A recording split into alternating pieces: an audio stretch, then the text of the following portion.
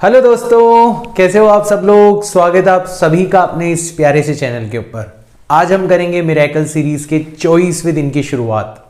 पिछले 23 दिनों के अंदर हमने पूरी की पूरी सेकंड बुक निपटा ली है और फर्स्ट बुक का फर्स्ट चैप्टर जो है वो खत्म कर लिया है। आज से हम फर्स्ट बुक का सेकंड चैप्टर स्टार्ट कर रहे हैं, इलेक्ट्रोस्टैटिक पोटेंशियल एंड कैपेसिटेंस। तो सबसे पहले तो जो फर्स्ट टाइम मेरे से जुड़ रहा है वो ये जानना चाहेगा कि मिरेकल सीरीज आखिर में है क्या। तो मिरेकल सीरीज में हम क्लास 12th की जो फिजिक्स है उसका एंटायर सिलेबस कवर करने वाले हैं इन 60 डेज। इसका मतलब ये नहीं है कि हम भागते भागते पढ़ाई करेंगे, इसका मतलब ये भी नहीं है कि हम न्यूमेरिकल्स कम सॉल्व करेंगे, इसका मतलब ये कतई नहीं है कि मैं आपको सब कुछ जल्दी जल्दी और टॉपिक्स को स्किप करवाते हुए पढ़ाऊंगा। इसका केवल और केवल सीधा सा मतलब ये है कि 12वीं की जो फिजिक्स है वो केवल और केवल 60 दिनों की ही डेडिकेटेड मेहनत डिमांड करती है। अगर आप 60 दिन कंसंट्रेटेड एफर्ट्स लगा सकते हो तो आप फिजिक्स के अंदर भयंकर भयंकर स्कोर कर सकते हो, राइट। आज का हमारा जो टॉपिक होगा उसमें हम इलेक्ट्रोस्टैटिक पोटेंशियल एनर्जी के बारे में जानेंगे। Very important concept, right. And then we will move towards electrostatic potential. बहुत परेशान करता है बच्चों को, लेकिन आज का वीडियो देखने के बाद में आपको ये चीज सबसे ज्यादा आसान लगने लगेगी, बिलीव मी, राइट। और फिर हम potential energy because of a positive charge, because of a negative charge, मतलब पॉइंट चार्ज की वजह से पोटेंशियल एनर्जी कितनी होती है, और फिर डायपोल की वजह से पोटेंशियल एनर्जी कितनी होती है किसी पॉइंट के ऊपर। इन सभी टॉपिक्स के बारे में भी डिस्कस करेंगे, जो कि काफ़ी ज़्यादा इंटरेस्टिंग होगा आपके लिए। तो इंपॉर्टेंट है बोर्ड्स के रेस्पेक्ट में भी आज का वीडियो, और कॉम्पिटिटिव एग्जाम के रेस्पेक्ट में it is very very important, क्योंकि आज जो हम कंसेप्ट डिस्कस करेंगे उसके ऊपर 100% क्वेश्चन पूछा जाता है हर कॉम्पिटिटिव एग्जाम के अंदर। हमारी सीरीज का टारगेट क्या है? हमारी सीरीज का टारगेट है फियर ऑफ फिजिक्स को रिमूव करना। It is not an exam specific series. इसका बेसिक हमला जो है वो फिजिक्स के प्रति आपका जो डर है उस पर है, और अगले 60 दिनों के अंदर मुझे आपका वो डर जो है वो खत्म करना है। क्योंकि अगर एक बार मैंने वो डर खत्म कर दिया ना, तो फिर आप बोर्ड्स भी फोड़ सकते हो, नीट का एग्जाम भी फोड़ सकते हो, जेईई मेंस का एग्जाम भी फोड़ सकते हो। यानी कि आपको इस सीरीज को किस एग्जाम के लिए यूज करना है वो आपको डिसाइड करना है। बट मेरा काम है आपको फिजिक्स के प्रति प्यार करवाना, आपका फिजिक्स के प्रति जो डर है उसको खत्म करना। तो इंट्रोडक्शन के लिए काफी आपको आई होप पता चल गया होगा मिरेकल सीरीज का नाम मिरेकल सीरीज क्यों रखा गया है। अगर आप फॉलो करोगे तो आपको ये रियलाइज भी हो जाएगा कि क्यों मैंने इसका नाम मिरेकल सीरीज रखा है। शुरुआत करते हैं आज का वीडियो, राइट। तो देखो, जब भी हम पोटेंशियल एनर्जी के बारे में बात करते हैं ना, तो हमें ये हमेशा ध्यान में रखना चाहिए कि पोटेंशियल एनर्जी का जो कंसेप्ट है वो केवल और केवल कंजर्वेटिव फोर्सेस के लिए ही डिफाइन होते हैं। अब आप पूछोगे कि सर कंजर्वेटिव फोर्सेस क्या होते हैं? कंजर्वेटिव फोर्सेस वो फोर्सेस होते हैं जिनके इन्फ्लुएंस के अंदर किया गया वर्क जो है वो पाथ के ऊपर डिपेंड नहीं करता। तो ग्रेविटेशनल फोर्स हो गया, इलेक्ट्रोस्टैटिक फोर्स हो गया, कल को हम मैग्नेटिक फोर्स के बारे में पढ़ेंगे। ये सभी के सभी फोर्सेस इनवर्स स्क्वायर लॉ को फॉलो करते हैं, और इन सभी के द्वारा किया गया जो वर्क है वो पाथ के ऊपर डिपेंड नहीं करता। तो ये सारे के सारे फोर्सेस जो हैं वो कंजर्वेटिव फोर्सेस की कैटेगरी में आते हैं। तो हमें सबसे पहले तो ये ध्यान रखना है कि हमारा जो कूलाम्ब फोर्स है, जो इलेक्ट्रोस्टैटिक फोर्स है, it is a conservative force, and that's why we will have to define the concept of potential energy for this conservative force। तो अब कंजर्वेटिव फोर्स के लिए पोटेंशियल एनर्जी का कंसेप्ट जो define किया जाता है वो बड़ा इंटरेस्टिंग है। बेसिकली कंजर्वेटिव फोर्स के अगेंस्ट जब भी आप वर्क करते हो, है ना, तो आपके द्वारा किया गया वर्क, मतलब एक्सटर्नल एजेंट के द्वारा किया गया वर्क जो है वो पोटेंशियल एनर्जी की फॉर्म में स्टोर हो जाता है। ये एक बेसिक आइडिया है हमारा, right. So work done against Coulomb force, तो यहां पर हमारा कंजर्वेटिव फोर्स कौन है? कूलाम्ब फोर्स है। Will be stored as potential energy of the system. और ये जो पोटेंशियल एनर्जी के अंदर चेंज आया है, जब आप सिस्टम को एक कॉन्फ़िगरेशन से दूसरे कॉन्फ़िगरेशन के अंदर लेके जा रहे हो, तो पोटेंशियल एनर्जी के अंदर जो चेंज आया है, that change in potential energy is defined as either negative of work done by conservative force और positive of work done by external agent. तो जब हम किसी कंजर्वेटिव फोर्स के अगेंस्ट वर्क करते हैं, यानी कि हम मतलब एक्सटर्नल एजेंट, तो हम ये ध्यान रखते हैं कि जो चेंजेस किए जा रहे हैं वो बहुत स्लो हों, मतलब जो आपका सिस्टम है उसकी काइनेटिक एनर्जी के अंदर कोई भी चेंज नहीं आना चाहिए। तो अगर काइनेटिक एनर्जी के अंदर कोई चेंज नहीं आएगा तो नेट वर्क डन जीरो होगा। और यहां पर वर्क दो चीजें कर रही है, आप कर रहे हो मतलब एक्सटर्नल एजेंट, और कंजर्वेटिव फोर्स कर रहा है यानी कि जो इंटरनल फोर्स है, राइट। तो उन दोनों का जो सम है वो हमेशा जीरो होगा, यानी कि work done by conservative force जो होगा वो negative of work done by external force के इक्वल होगा। तो ये दोनों आपस में इक्वल होते हैं, negative of work done by conservative force is equal to positive of work done by external agent if change in kinetic energy is zero. Kinetic energy के अंदर हम कोई भी चेंज नहीं करते। तो डिफाइन करते टाइम पे हम ये बोलते हैं कि जब हम सिस्टम को एक कॉन्फ़िगरेशन से दूसरे कॉन्फ़िगरेशन के अंदर लेके जाते हैं तो बहुत स्लोली लेके जाते हैं ताकि सिस्टम की काइनेटिक एनर्जी के अंदर कोई भी चेंजेस ना आए। तो आपको इतनी डिटेल में जाने की जरूरत नहीं है, समझने के लिए इंपॉर्टेंट है, बट आपको ये जरूर ध्यान रखना है कि दोनों ही तरीके से डिफाइन किया जा सकता है चेंज इन पोटेंशियल एनर्जी को, either negative of work done by conservative force और positive of work done by external force. तो ये आपको ध्यान रखना है, राइट। अब नॉर्मली हमारा जो इनिशियल पोटेंशियल एनर्जी वाला रेफरेंस है ना, वो उस कॉन्फ़िगरेशन में लिया जाता है जहां पर आपका कंजर्वेटिव फोर्स जीरो हो जाए। तो जैसे दो चार्जेस के बीच में कंजर्वेटिव फोर्स जीरो कब होता है, जब दोनों चार्जेस के बीच का सेपरेशन इनफाइनाइट हो जाए। तो इनफाइनाइट डिस्टेंस पर अगर रखे हुए हैं दो चार्ज तो उस कॉन्फ़िगरेशन की पोटेंशियल एनर्जी मानी जाती है जीरो, और उसके रिस्पेक्ट में अदर जितने भी कॉन्फ़िगरेशंस है उनकी पोटेंशियल एनर्जी डिफाइन करी जाती है। So reference of potential energy that is zero potential energy is taken at infinity where Coulomb force is zero.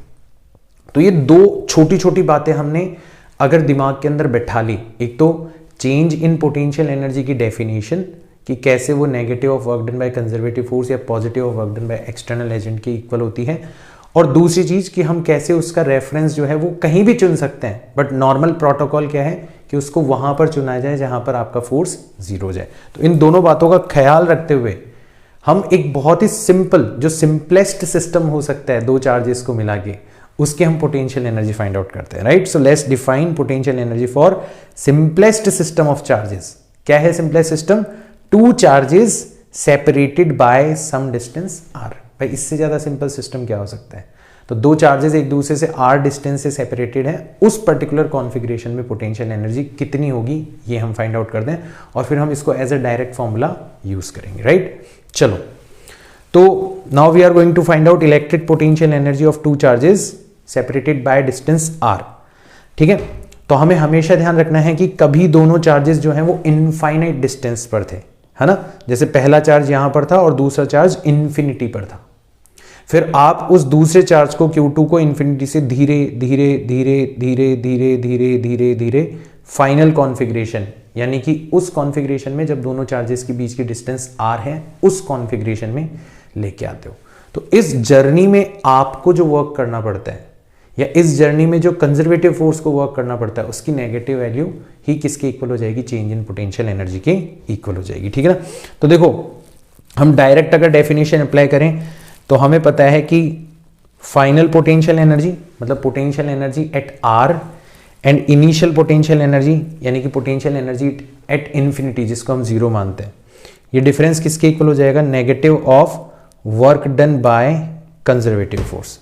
तो जैसे सपोज करो कभी हमारा चार्ज यहां पर रहा होगा, तो इसके ऊपर फोर्स लगा होगा इस डायरेक्शन में, उसकी वैल्यू रही होगी k q1 q2 upon suppose करो x स्क्वायर, डिस्टेंस कभी x रही होगी, ठीक है ना। ठीक है, तो हमारा negative of work done by conservative, अब क्योंकि हमारा फोर्स खुद डिस्टेंस x के ऊपर डिपेंड कर रहा है तो हमें यहां पर वर्क डन निकालने के लिए इंटीग्रेशन का सहारा लेना पड़ेगा। तो यहां पर इंटीग्रेशन करेंगे हम फोर्स का, that is k q1 q2 upon x square with respect to distance that is dx।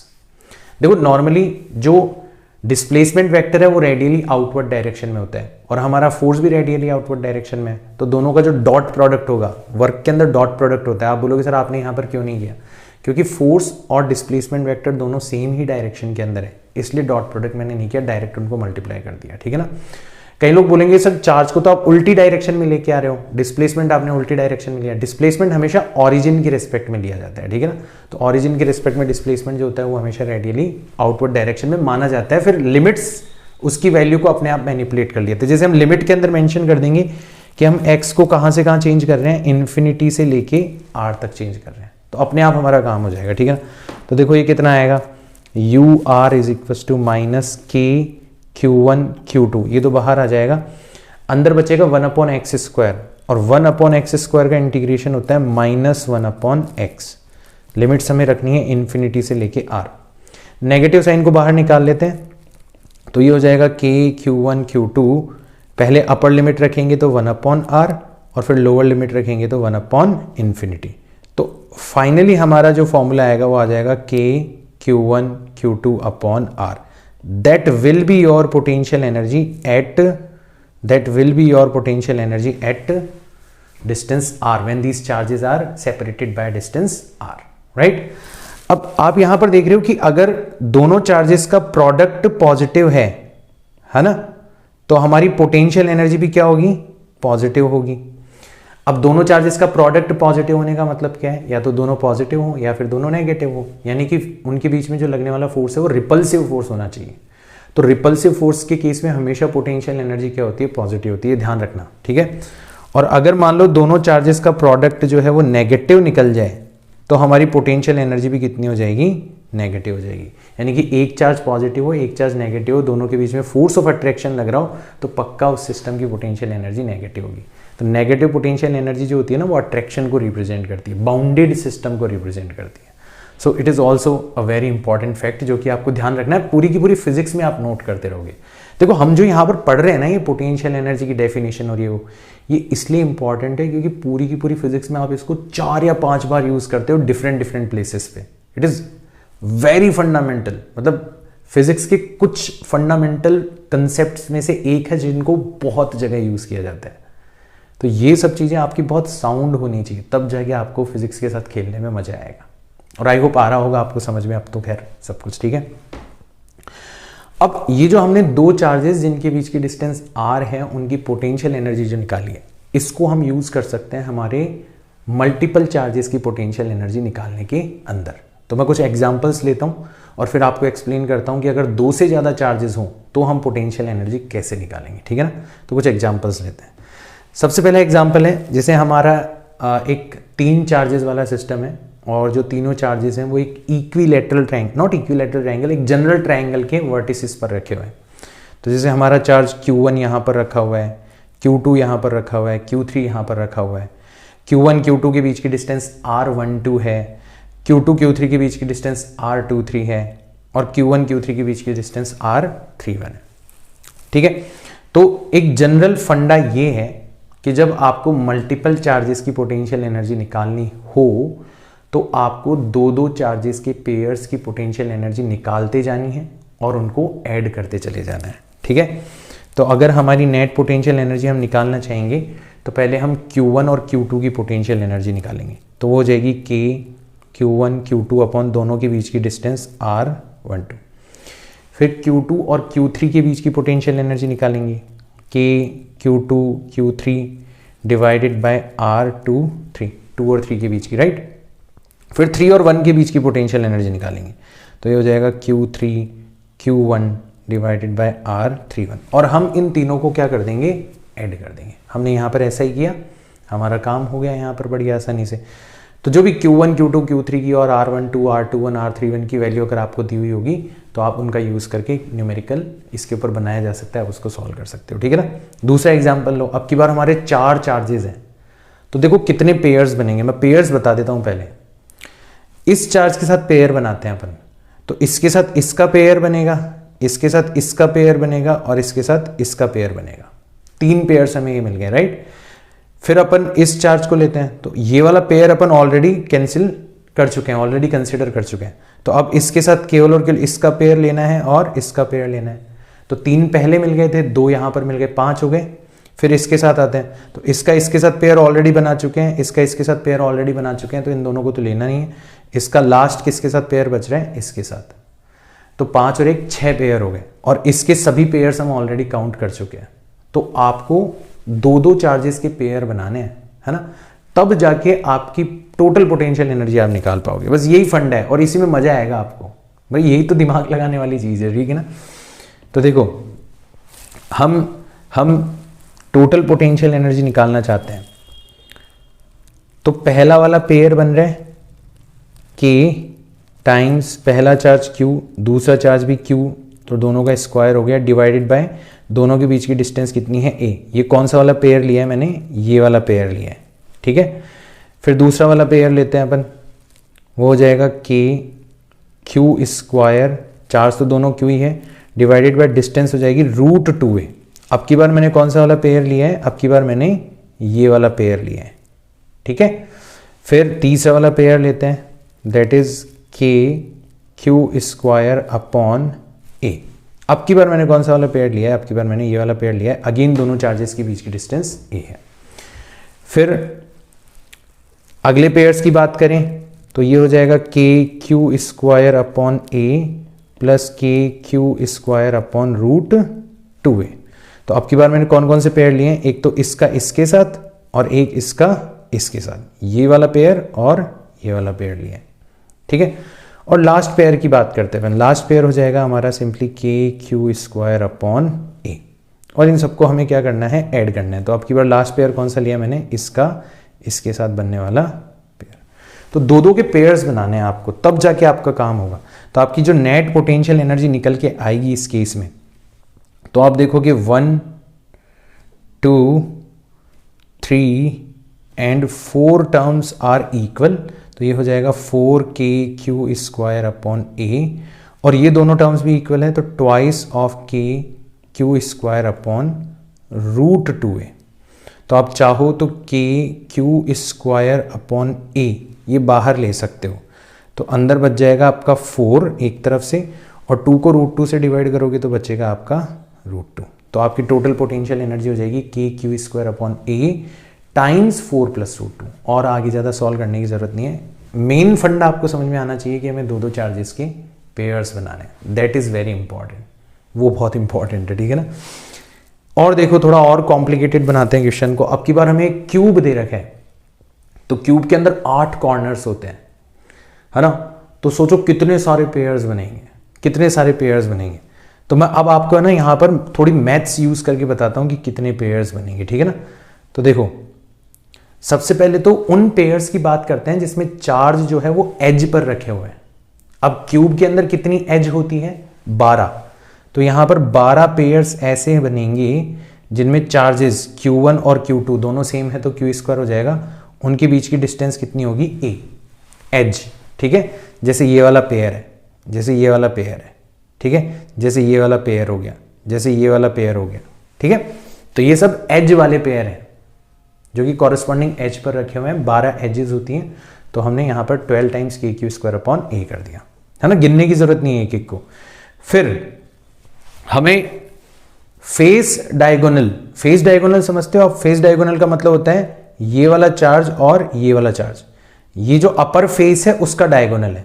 ऐसे ये वाला चार्ज और ये वाला चार्ज, ये भी अपर फेस का डायगोनल है। तो एक क्यूब के लिए जो फेस डायगोनल होता है उसकी लेंथ होती है √2a, है ना, पहले भी हम कर चुके हैं। तो यहां पे 6 फेसेस होती हैं और एक फेस के अंदर 2 फेस डायगोनल होते हैं। तो टोटल फेस डायगोनल्स कितने होंगे, 12। तो हमें 12 पेयर्स ऐसे मिलेंगे जिनमें चार्जेस तो Q और Q होंगे, बट उनके बीच की डिस्टेंस कितनी होगी, √2 टाइम्स A होगी। तो टोटल हमें 24 पेयर्स तो मिल गए। अभी भी बच रहे हैं कुछ पेयर्स। कौन से वाले बच रहे हैं, बॉडी डायगोनल्स। बॉडी डायगोनल्स का मतलब होता है इस कॉर्नर को इस कॉर्नर के साथ मिलाओ, ये वाला पेयर जो है, ठीक है।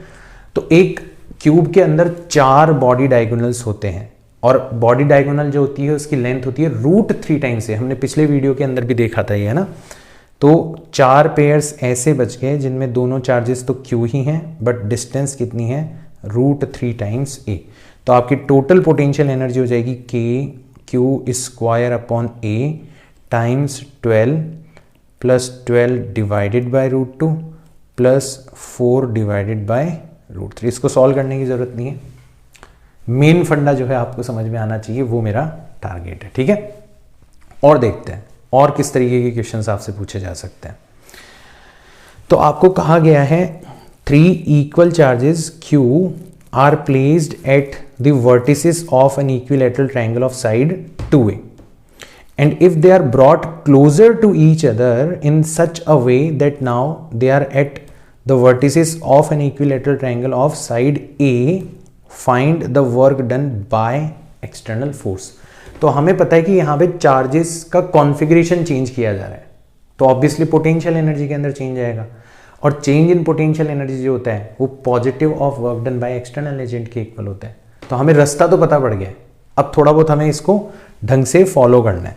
तो पहला हमारा जो कॉन्फ़िगरेशन था उसमें चार्जेस जो थे वो एक इक्विलैटरल ट्रायंगल के वर्टिसेस पर रखे हुए थे कुछ इस तरीके से, ये भी Q है, ये भी Q है और ये भी Q है, और डिस्टेंस कितनी है 2a। इन दोनों के बीच की डिस्टेंस भी कितनी है 2a, और इन दोनों के बीच की डिस्टेंस भी कितनी है 2a। और बाद में क्या हुआ, आपने इनको श्रिंक कर दिया, तो रहा तो इक्विलैटरल ट्रायंगल ही, बट अब की बार साइड क्या हो गई आपकी, केवल और केवल a रह गई। तो ये वाली साइड अब की बार a रह गई, ये वाली साइड अब की बार a रह गई, ठीक है, और ये वाली साइड अब की बार a रह गई। तो कॉन्फ़िगरेशन चेंज हुआ है ना, चार्जेस का कॉन्फ़िगरेशन चेंज हुआ है, इसका मतलब पोटेंशियल एनर्जी चेंज होगी। तो आपकी इनिशियल पोटेंशियल एनर्जी निकाल लेते हैं हम, ठीक है। इनिशियल पोटेंशियल एनर्जी कितनी होगी, तो अभी अभी मैंने बताया था 3 पेयर्स बनेंगे यहाँ पर, है ना, क्योंकि तीनों ही पेयर्स के लिए चार्जेस भी सेम है, डिस्टेंस भी सेम है। तो हम डायरेक्ट लिख सकते हैं 3 टाइम्स k टाइम्स पहला वाला चार्ज q, दूसरा वाला चार्ज भी q, दोनों मल्टीप्लाई होकर हो जाएंगे q square, divided by distance कितनी है उनके बीच में 2a। तो ये हमारी इनिशियल कॉन्फ़िगरेशन की टोटल पोटेंशियल एनर्जी है। और अगर अपन फाइनल पोटेंशियल एनर्जी की बारे में बात करें तो ये हो जाएगी 3 times k times q square divided bye a। अब की बार चार्जेस के बीच में जो पेयर्स बनेंगे हमारे, उनमें चार्जेस के बीच की डिस्टेंस कितनी होगी, केवल और केवल a होगी। हमें पता है work done by external agent जो होता है वो होता है चेंज इन पोटेंशियल एनर्जी, मतलब final potential energy minus initial potential energy, मतलब 3 times k q square upon a minus 3/2 times k q square upon a। और 3 में से 3/2 को माइनस करोगे तो बचेगा 3/2 times k q square upon a। इतना हमें वर्क करना पड़ेगा अगर हमें इनको श्रिंक करना है, तो ये चीज़ हमें ध्यान में रखनी है, ठीक है। तो नेक्स्ट क्वेश्चन की तरफ बढ़ते हैं, देखिए क्या है। नेक्स्ट क्वेश्चन में हमसे पूछा गया है find the change in potential energy if a charge is brought from a distance ri to rf from a uniformly charged wire of infinite length having linear charge density lambda। ठीक है, तो देखो काम हमारा बड़ा आसान है, ये हमारा वायर है, ठीक है, और इनफाइनाइट लेंथ का वायर है, इसकी चार्ज डेंसिटी कितनी दे रखी है लैम्डा। तो इससे किसी डिस्टेंस r पर जो इलेक्ट्रिक फील्ड की वैल्यू हो जाएगी वो हो जाएगी 2k lambda divided by r। ये रिजल्ट हमने गॉस थ्योरम एंड उसकी एप्लीकेशन वाले वीडियो के अंदर डिराइव किया था, जिसने नहीं देखा करो यार वीडियोस, ठीक है ना। आपको ब्रेक महसूस नहीं होगा मिरेकल सीरीज के अंदर, आपको ऐसा नहीं लगेगा कि यार ये क्या ही बता रहे हैं सर, शुरुआत से देखोगे तो, ठीक है। तो ये हमारी इलेक्ट्रिक फील्ड होती थी। तो अगर आप किसी चार्ज को, ठीक है ना, हमें किसी चार्ज को लाना है यहाँ पर, ठीक है, तो उस चार्ज को अपन ले लेते हैं Q। तो मान लो किसी चार्ज Q को हमने यहाँ पर रखा, तो उसके ऊपर जो फोर्स लगेगा वो कितना लगेगा, फोर्स लगेगा Q टाइम्स E। ये भी हम बात कर चुके हैं पिछली वीडियोस के अंदर कि कैसे एक चार्ज को इलेक्ट्रिक फील्ड रखने पर उसके ऊपर फोर्स लगने लगता है charge multiplied by electric field के इक्वल। तो ये फोर्स हो जाएगा आपका 2k lambda times Q divided by R। ये हमारा फोर्स हो जाएगा, that is your conservative force, that is your electrostatic force, ठीक है। अब हमने देखा था कि जो चेंज इन पोटेंशियल एनर्जी होता है, ये तो पूछा गया हमसे, तो हमने देखा था जो चेंज इन पोटेंशियल एनर्जी होता है वो होता है negative of work done by conservative force. और हमने देखा कि यहाँ पर हमारा कंजर्वेटिव फोर्स खुद डिस्टेंस के ऊपर डिपेंड कर रहा है, तो हमें इंटीग्रेशन करना पड़ेगा, वेरिएबल फोर्स है। तो ये हो जाएगा 2k lambda times Q divided by R times dr। Normally dr जो होता है वो नॉर्मली आउटवर्ड डायरेक्शन में लिया जाता है, और फोर्स जो है वो भी आपका आउटवर्ड डायरेक्शन में, अगर आपकी पॉजिटिव लीनियर चार्ज डेंसिटी है तो नॉर्मली पॉजिटिव ही लेनी होती है आपको, ठीक है ना। और कहाँ से कहाँ डिस्टेंस चेंज कर रहे हो आप, r i से लेके r एफ तक आ रहे हो आप, ठीक है। तो देखो चेंज इन पोटेंशियल एनर्जी कितना होगा, नेगेटिव 2k लैम्डा क्यू, ये सब कांस्टेंट है, अंदर बचेगा 1/r, और 1/r का जो इंटीग्रेशन होता है वो होता है log r। जिसको नहीं पता वो थोड़ा ध्यान दो, आर आई से आर एफ हमें अभी लिमिट्स रखनी है, तो ये हो जाएगा -2k lambda times Q log, पहले अपर लिमिट रखेंगे आर एफ, फिर लॉग लोअर लिमिट रखेंगे आर आई, नेगेटिव साइन को अंदर भेजेंगे तो ये बन जाएगा 2k lambda Q times log are I minus log R F. Log को देख के घबराया मत करो यार, लॉग केवल और केवल एक सिंपल ऑपरेटर है, मैंने देखा है बच्चे क्वेश्चन छोड़ देते हैं इसके चक्करों में। और लॉग ए माइनस लॉग बी जो होता है उसको आप रेशियो की फॉर्म में भी लिख सकते हो, तो ये हो जाएगा 2k lambda Q times log are I divided by R F. ये आपकी चेंज इन पोटेंशियल एनर्जी हो जाएगी अगर आप एक वायर के पास में चार्ज को मूव करवा रहे हो तो थोड़ा सा क्वेश्चन जो है वो डेरिवेशन टाइप है, बोर्ड्स में पूछे जाने की आशंका ज़्यादा है, बट रिजल्ट जो है वो आपके कॉम्पिटिटिव एग्जाम के अंदर भी काम आ सकता है, ठीक है ना। अप्रोच जो है और जो रिजल्ट जो है वो आपके कॉम्पिटिटिव एग्जाम के अंदर ऑब्वियसली काम आ सकता है, ठीक है ना। तो ये जो हमने जितने भी मेथड्स देखे अभी, जितने भी सवाल करे, उसके अंदर बेसिकली हम एक ही चीज़ को बार बार रिपीट कर रहे हैं। हम केवल और केवल जो कंसेप्ट हमने पढ़ा था, जो हथियार हमने इकट्ठा करा था कि पोटेंशियल एनर्जी को डिफाइन कैसे करते हैं, है ना, केवल और केवल हम उसका यूज़ कर रहे हैं। So I hope that must be clearly understood, right. वो बहुत बहुत अच्छे से क्लियर हो जाना चाहिए, ठीक है। अब आगे बढ़ते हैं अपन, कुछ सवाल जो कि बहुत कॉमन है, ठीक है, और बहुत बार पूछे गए हैं, उनके बारे में बात कर लेते हैं। तो देखो आपसे ये क्वेश्चन भी पूछा गया है, charges plus q and minus q are placed at points A and B. तो यहां पर तो रखा हुआ है प्लस क्यू चार्ज और यहां पर रखा हुआ है minus q charge, respectively which are at distance 2l apart, C is the mid point. तो इन दोनों के बीच की डिस्टेंस भी l है और इन दोनों के बीच की डिस्टेंस भी l है ना, टोटल डिस्टेंस 2l दे रखी है। The work done in moving a charge positive q, तो यहां पर एक पॉजिटिव q चार्ज रखा हुआ है और उसको आप इस पाथ से घुमाते घुमाते घुमाते घुमाते घुमाते घुमाते यहां पर लेके जा रहे हो। यहां तो बहुत अच्छा पाथ दे रखा है, अगर आप किसी अदर पाथ से भी घुमाते घुमाते लेके जाते तो आपको डरने की जरूरत नहीं है, क्योंकि वर्क डन जो है वो पाथ के ऊपर डिपेंड नहीं करता। वो केवल और केवल इस बात के ऊपर डिपेंड करता है कि इनिशियल पॉइंट पर पोटेंशियल क्या था और फाइनल पॉइंट पर पोटेंशियल क्या था, ठीक है ना। तो ये जो क्वेश्चन है ना, इस क्वेश्चन को हम लोग कैसे करेंगे, हम पहले जैसा भी हमने पिछले क्वेश्चन के अंदर करा था, पिछले से पिछले क्वेश्चन के अंदर हम पहले initial potential energy find out करेंगे। तो हमारी इनिशियल पोटेंशियल एनर्जी कितनी होगी, इनिशियल पोटेंशियल एनर्जी हो जाएगी, अगर आप plus q and plus capital Q वाले पेयर की बात करते हो तो पोटेंशियल एनर्जी हो जाएगी k times Q times capital Q divided by l।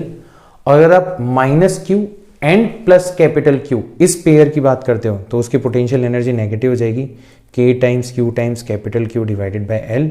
दोनों कैंसिल आउट हो जाएंगे और टोटल पोटेंशियल एनर्जी कितनी आ जाएगी, 0। तो हमारी इनिशियल पोटेंशियल एनर्जी 0 है, ये हमें पता पड़ गया। फाइनल पोटेंशियल एनर्जी के बारे में बात करते हैं, फाइनल पोटेंशियल एनर्जी कितनी होगी। तो अब की बार आपका पॉजिटिव क्यू चार्ज जो है वो यहां पर रखा हुआ है ना। तो अगेन हमारे दो पेयर्स बनेंगे, एक तो negative Q and positive Q वाला पेयर है। अच्छा, ये डिस्टेंस भी बाय द वे आपको कितनी दे रखी है, l, सेमी सर्कल है ना, तो ये भी l हो जाएगी। तो अब की बार आपकी negative Q and positive plus Q वाले पेयर की जो पोटेंशियल एनर्जी आएगी वो आ जाएगी minus k times Q divided by distance अभी भी कितनी रही, l।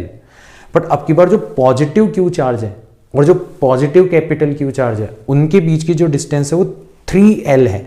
अगर आप नोटिस करोगे तो कितनी डिस्टेंस है, 3l है। तो उसकी पोटेंशियल एनर्जी आ जाएगी positive Q divided by 3l। तो आप देखोगे कि आपकी फाइनल पोटेंशियल एनर्जी जो होगी वो k times capital Q divided by l 1 divided by 3 minus 1 के इक्वल होगी। थोड़ा सा इसको ढंग से लिखोगे तो फाइनल पोटेंशियल एनर्जी हो जाएगी आपकी 1 डिवाइडेड बाय 3 माइनस 1 करोगे तो माइनस का 2 डिवाइडेड बाय 3 बचेगा, capital Q divided by l। यहां तक आया सबको समझ में। अब हमारा जो वर्क डन होता है, और जब तक कुछ ना कहा जाए तब तक work done by external agent ही मानना है, वो होता है चेंज इन पोटेंशियल एनर्जी, यानी कि final potential energy minus initial potential energy. अब इनिशियल तो जीरो है तो केवल और केवल फाइनली बचेगी, तो -2/3 के की जगह अपन रख सकते हैं 1/4 pi epsilon not Q capital Q divided bye L। ये 2 से 2 टाइम्स 4 कैंसिल आउट हो जाएगा, है ना, और 3 × 2 हो जाएगा 6। तो आपका फाइनल आंसर आ जाएगा -Q capital Q divided bye 6 pi epsilon not times L। तो देखो ऑप्शन नंबर सी जो है वो आपका करेक्ट हो जाएगा, -Q capital Q divided bye 6 pi epsilon not times L। ये क्वेश्चन बहुत अच्छा क्वेश्चन है बच्चों, क्योंकि इसके अंदर अगर आपको एग्जैक्टली ये पता नहीं होगा कि हमें work done by external agent वाला फोर्स वर्क निकालना है, जो कि directly change in potential energy के इक्वल होता है ना, जो मैंने शुरुआत में आपको डेफिनेशन बताई थी, तो आप ऑप्शन बी भी टिक करके आप जाओगे। भाई ऑप्शन बी में देखो केवल और केवल प्लस माइनस का डिफरेंस है, वैल्यू सेम है। तो छोटी छोटी मगर मोटी बातें हैं यार ये, मतलब इनसे कभी भी डगमगाना नहीं है, मतलब समझ रहे हो आप। बच्चे क्या करते हैं, आंसर को लाने के चक्रों में ना अपने कंसेप्ट से समझौता कर लेते हैं। मैं आपको बोलता हूं कभी भी अपने कंसेप्ट से समझौता मत करो। आंसर गलत हो सकता है, क्वेश्चन गलत हो सकता है, आपके कंसेप्ट कभी भी गलत नहीं होने चाहिए, ये आपको हमेशा ध्यान रखना, ठीक है ना। So very important question, very nice question. Why? Because हल्की सी गलती करी, आपका जो आंसर आएगा वो भी आपको ऑप्शन में मिलेगा, नेगेटिव मार्किंग होने के चांसेस बहुत ज्यादा रहेंगे, ठीक है। लास्ट क्वेश्चन देखते हैं अपन। आपको दे रखा है charge particle small q is shot towards another charge particle capital Q which is fixed. तो कुछ सिचुएशन ऐसी है कि यहां पर आपका कैपिटल Q चार्ज है और यहां पर आपका स्मॉल q चार्ज है, और आप इसको v वेलोसिटी से क्या करते हो, फायर करते हो। अब ये इसके पास जाता है, अब जितना पास जाएगा उतना रिपल्शन लगेगा, तो ये इसके केवल और केवल कहां तक जा पाता है, r डिस्टेंस तक ही जा पाता है। क्यों? क्योंकि जितनी आपने इसको काइनेटिक एनर्जी यहां पर दी थी, कितनी दी थी, 12 mv², वो यहां तक जाते जाते पूरी की पूरी खर्च हो चुकी है, और पूरी की पूरी किस में कन्वर्ट हो चुकी है, पोटेंशियल एनर्जी में कन्वर्ट हो चुकी है, k times small q capital Q divided by r, ठीक है। तो अब इससे ज्यादा पास नहीं जा पाएगा, तो आप दोनों को इक्वल करोगे तो 12 mv², इसी से आपको क्या मिली, potential energy k q capital Q divided by r। तो यहां से आप r देख रहे हो किसके इक्वल हो जाएगा, 2k q capital Q divided bye m times 1/v²। मतलब जो डिस्टेंस ऑफ क्लोजेस्ट अप्रोच है कि ज्यादा से ज्यादा तुम कितना पास जा सकते हो, वो वेलोसिटी के स्क्वायर के इनवर्सली प्रोपोर्शनल है। यानी कि अगर आप वेलोसिटी को डबल कर दोगे तो r डैश जो हो जाएगा वो कितना हो जाएगा, 1/ डबल कर दोगे तो ट्वाइस ऑफ v का होल स्क्वायर, यानी कि 1/4 टाइम्स v², और 1/v² की जगह आप r लिख सकते हो, तो हो जाएगा r डिवाइडेड बाय 4। तो r डैश जो होगा वो किसके इक्वल हो जाना चाहिए, r डिवाइडेड बाय 4 के इक्वल हो जाना चाहिए, अगर आप जो फायरिंग वेलोसिटी है उसको डबल कर दोगे। तो क्वेश्चन में ही कहा था कि if q were given A speed of 2v the closest distance of approach would be, तो वो हो जाएगी आपकी r डिवाइडेड बाय 4। ये क्वेश्चन अगर आपको याद हो तो हमने जब एटम्स के बारे में पढ़ रहे थे, रदरफोर्ड मॉडल जब हमने डिस्कस किया था, तब भी हमने इस अप्रोच को यूज किया था कि कैसे हम जो फायर करने के अंदर काइनेटिक एनर्जी यूज लेते हैं अल्फा पार्टिकल की, ठीक है। आप लोगों ने न्यूक्लियस की साइज इन्वेस्टिगेट करी थी, इससे फिगर आउट करी थी। It is very important, right. तो ऐसे क्वेश्चन आपसे पूछे जाते रहते हैं, ये जेई में पूछा गया था 2004 में, ठीक है ना, अक्सर पूछे जाते हैं ऐसे question. So it is also one of the most common type of question जो कि आपसे पूछा जा सकता है, ठीक है ना। तो ये डिफरेंट क्वेश्चंस जो हैं वो आपसे पोटेंशियल एनर्जी के कंसेप्ट के ऊपर पूछे जा सकते हैं। अब तो अच्छे से समझ में आ गया होगा यार, अब बेईमानी मत करना, ठीक है ना। अब हम बात करते हैं हमारे इलेक्ट्रोस्टैटिक पोटेंशियल के बारे में। क्या होता है इलेक्ट्रोस्टैटिक पोटेंशियल? तो हम प्रॉब्लम को थोड़ा दूसरे तरीके से स्टेट करते हैं। हम बोलते हैं कि how to find potential at a point due to a point charge. देखो पोटेंशियल एनर्जी जो है ना वो दो एंटिटीज की होती है हमेशा। दो चार्जेस की पोटेंशियल एनर्जी होगी, 3 चार्जेस की पोटेंशियल एनर्जी होगी, 4 चार्जेस की पोटेंशियल एनर्जी होगी। बट पोटेंशियल जो है वो एक सिंगल चार्ज की प्रॉपर्टी है। तो एक सिंगल चार्ज आपको गिवन है और उसकी वजह से हर पॉइंट पर कुछ ना कुछ पोटेंशियल की वैल्यू होगी, जैसे हर पॉइंट पर कुछ ना कुछ इलेक्ट्रिक फील्ड की वैल्यू हुआ करती थी। तो इलेक्ट्रिक फील्ड भी सिंगल एंटिटी की प्रॉपर्टी थी, वहाँ पर फोर्स डबल एंटिटी की प्रॉपर्टी थी, इलेक्ट्रिक फील्ड सिंगल एंटिटी की। यहाँ पर पोटेंशियल एनर्जी डबल एंटिटी की प्रॉपर्टी है और पोटेंशियल सिंगल एंटिटी की प्रॉपर्टी है, और रिलेशन भी दोनों के सेम ही है, देखना आप देखोगे अभी थोड़ी देर बाद में। तो आपको बोला गया है कि एक पॉइंट चार्ज है Q और उससे कुछ डिस्टेंस पर, जैसे इससे R डिस्टेंस के ऊपर, ठीक है, ये जो डिस्टेंस है ये कितनी है, R डिस्टेंस है, एक पॉइंट है जिसका नाम है A, और उस पॉइंट पर आपको पोटेंशियल की वैल्यू फाइंड आउट करनी है। अब पोटेंशियल क्या होता है वो भी हम इसी के जरिए समझेंगे। भाई कैसे निकालेंगे, अगर ये समझ में आ गया तो ऑब्वियसली पता पड़ जाएगा कि क्या निकाल रहे हैं हम, ठीक है ना। तो चलो देखो क्या निकाल रहे हैं अपन। तो हम सबसे पहले स्टेप नंबर 1 में क्या करेंगे, put a positive test charge Q0 at point A। जिस पॉइंट पर पोटेंशियल निकालना है उस पर एक पॉजिटिव टेस्ट चार्ज रख दो। तो मैंने यहाँ पर एक पॉजिटिव टेस्ट चार्ज रख दिया Q0। चलो बहुत अच्छी बात है। फिर स्टेप 2 में क्या करना है, find electric potential energy of 2 charges. ये तो हम कर सकते हैं। तो हमारी इलेक्ट्रिक पोटेंशियल एनर्जी हो जाएगी कितनी, K times Q0 divided by R, है ना।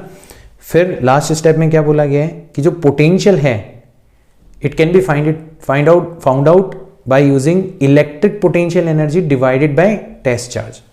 तो अगर हमें पोटेंशियल फाइंड आउट करना है यहां पर, तो हम क्या करेंगे, सिंपली इलेक्ट्रिक पोटेंशियल एनर्जी को टेस्ट चार्ज से डिवाइड कर देंगे, तो हमारा आंसर आ जाएगा KQ डिवाइडेड बाय R। तो एक सिंगल चार्ज Q की वजह से डिस्टेंस R पर जो पोटेंशियल की वैल्यू होती है वो K times charge divided by distance के इक्वल होती है। It is very important result. और यहाँ से आपको समझ में आ गया होगा कि जैसे फोर्स को टेस्ट चार्ज से डिवाइड करने पर इलेक्ट्रिक फील्ड मिलती थी, वैसे ही पोटेंशियल एनर्जी को टेस्ट चार्ज से डिवाइड करने पर तुम्हें पोटेंशियल मिलता है। तो अगर हमने पोटेंशियल एनर्जी को डिफाइन कर रखा है तो अब पोटेंशियल को डिफाइन करना हमारे लिए मुश्किल नहीं है। तो हमारे लिए एक बहुत सिंपल सा रिलेशन आ जाएगा कि जो चेंज इन पोटेंशियल होगा it is nothing but change in potential energy divided by test charge, जो कि अभी हमने किया है। और चेंज इन पोटेंशियल एनर्जी जो होता है उसको आप लिख सकते हो negative of work done by conservative force. So change in potential हो जाएगा आपका negative of work done by conservative force divided by test charge. या फिर चेंज इन पोटेंशियल एनर्जी को आप लिख सकते हो positive of work done by external agent. तो हमारा चेंज इन पोटेंशियल हो जाएगा positive of work done by external agent divided by Q0। अगर आप वर्क को फोर्स के टर्म में लिखोगे तो वर्क होता था integration of F dot dr, negative sign अपन क्योंकि कंजर्वेटिव फोर्स ले रहे हैं। तो यहाँ पे जब आप F को Q0 से डिवाइड करोगे तो याद करो फोर्स को टेस्ट चार्ज से डिवाइड करने पर क्या मिलती है, इलेक्ट्रिक फील्ड। तो ये एक बहुत इंपॉर्टेंट रिलेशन आपको मिल जाएगा कि change in potential can easily be defined in terms of electric field using this integral formula, right. So this is very important, बहुत इंपॉर्टेंट है। -E dot dr it is your change in potential. इसके ऊपर बहुत सारे questions पूछे जाते हैं। It is one of the most important concept of electrodynamics. इतनी सी बात है कि जो चेंज इन पोटेंशियल होता है वो negative of dot product of electric field and displacement vector के होता है। इतनी सी बात है, इसको अच्छे से समझना है आपको, ठीक है ना। चलो देखते हैं।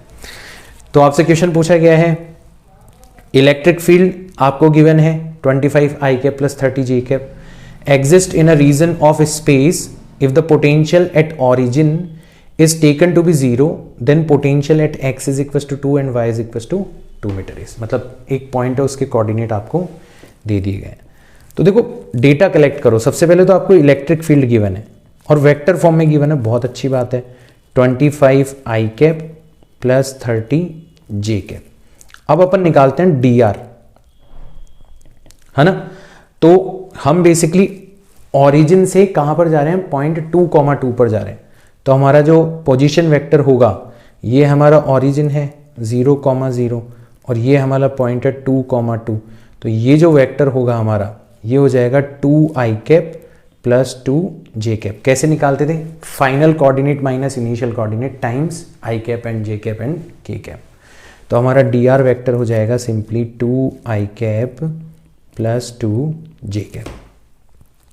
तो जो चेंज इन पोटेंशियल एनर्जी होगी, चेंज इन पोटेंशियल जो होगा वो हो जाएगा negative of E dot dr। हमें इंटीग्रेशन यूज नहीं करना क्योंकि हमारी इलेक्ट्रिक फील्ड वेरिएबल नहीं है, है ना। हमें डायरेक्ट डॉट प्रोडक्ट करना है। तो ये हो जाएगा -25 आई cap plus 30 J cap dot 2 I cap plus 2 J cap.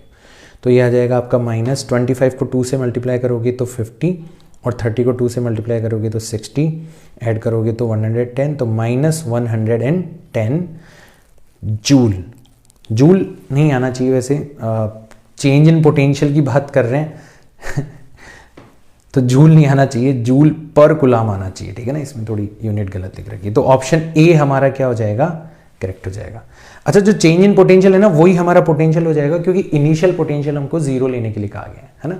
तो VF माइनस VI करेंगे, VI की वैल्यू 0 रख देना, तो VF जो होगा वो -110 जूल पर कुलाम आ जाएगा। कर लोगे आसानी से। नेक्स्ट क्वेश्चन देखो। अब की बार हमें जो इलेक्ट्रिक फील्ड दे रखी है वो वेरिएबल दे रखी है 30 टाइम्स x² है ना, और इलेक्ट्रिक फील्ड केवल और केवल x डायरेक्शन के अंदर एग्जिस्ट कर रही है और हम जा भी x डायरेक्शन के अंदर ही रहे, ठीक है। V0 जो है वो ओरिजिनल पर पोटेंशियल है और VA जो है वो x = 2 मीटर पर पोटेंशियल है और हमें change in potential find out करना है। तो हमारा जो change in potential energy, change in potential होगा वो किसके इक्वल होगा, नेगेटिव ऑफ, अब की बार हमें इंटीग्रेशन करना पड़ेगा E डॉट, केवल और केवल x डायरेक्शन में जा रहे हैं तो dx, कहाँ से कहाँ जा रहे हैं, 0 से लेके 2 तक, तो ये हो जाएगा -30 टाइम्स x² आई कैप और dot dx times I cap करेंगे तो डॉट प्रोडक्ट करने की जरूरत नहीं क्योंकि दोनों एक ही डायरेक्शन में, तो टाइम्स dx, सिंपली ये लिख देंगे तो 0 से लेके 2, -30 बाहर आ जाएगा, x² का इंटीग्रेशन हो जाएगा x³ डिवाइडेड बाय 3, लिमिट्स रखेंगे 0 से लेके 2, तो ये हो जाएगा -30 टाइम्स 8 डिवाइडेड बाय 3, इससे कैंसिल आउट हो जाएगा -80 जूल पर कुलाम। ये हमारा आंसर आ जाना चाहिए, ऑप्शन सी हमारा क्या हो जाएगा, करेक्ट हो जाएगा। तो ये जो रिलेशन है, ये रिलेशन अच्छे से समझ में आना चाहिए। बच्चे बहुत सिंपल क्वेश्चन है, इनको भी छोड़ के आ जाते हैं। ये दोनों क्वेश्चन जेई में पूछे गए, छोड़ के आए होंगे बच्चे, क्योंकि दिखने में डरावने से लगते हैं। बड़े आसान से क्वेश्चन है, आपको करके आने ये क्वेश्चन, ठीक है ना, आपको नहीं घबराना इन क्वेश्चन से। नेक्स्ट देखते हैं अपन। अब हमें पोटेंशियल तो निकालना आ ही गया, तो मल्टीपल चार्जेस की वजह से पोटेंशियल निकालना कौन सी बड़ी बात है, वो भी कर लेंगे हम लोग, बड़ी आसानी से कर लेंगे बल्कि, ठीक है ना। तो अब की बार हमें दे रखा है 4 electric charges +q +q -q are placed at the corners of a square of side 2l। तो ये जो साइड है ये आपको कितनी दे रखी है, 2l दे रखी है। इसका मतलब ये वाली डिस्टेंस भी l हो जाएगी और ये वाली डिस्टेंस भी l हो जाएगी, a जो है वो मिडिल पॉइंट है, ठीक है। The electric potential at point a Midway between the charge +q and +q is. तो देखो हमें चारों चार्जेस की वजह से क्या निकालना है, पोटेंशियल निकालना है।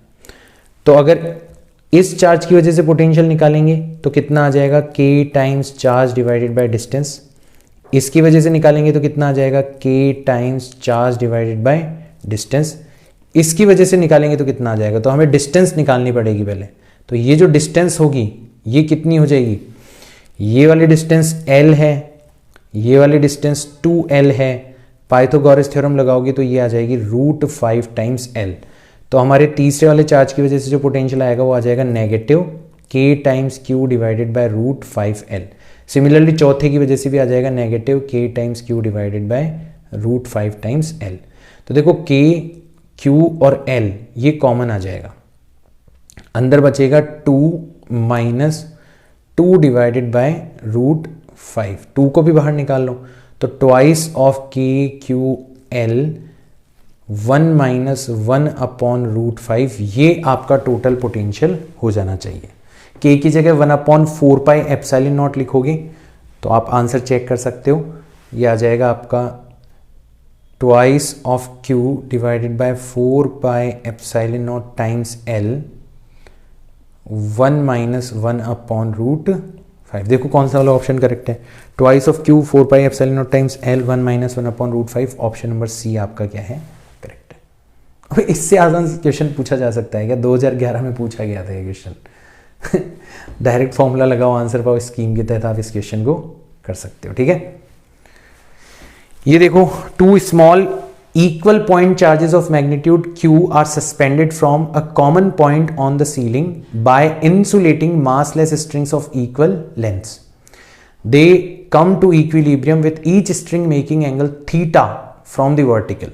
तो देखो ऐसी सिचुएशन है, ये हमारी सीलिंग है, दो चार्जेस को आपने बांध के लटका दिया तो दोनों एक दूसरे को रिपेल करेंगे और फाइनली इस पोजीशन पर चले जाएंगे इक्विलिब्रियम में। किस पोजीशन पर?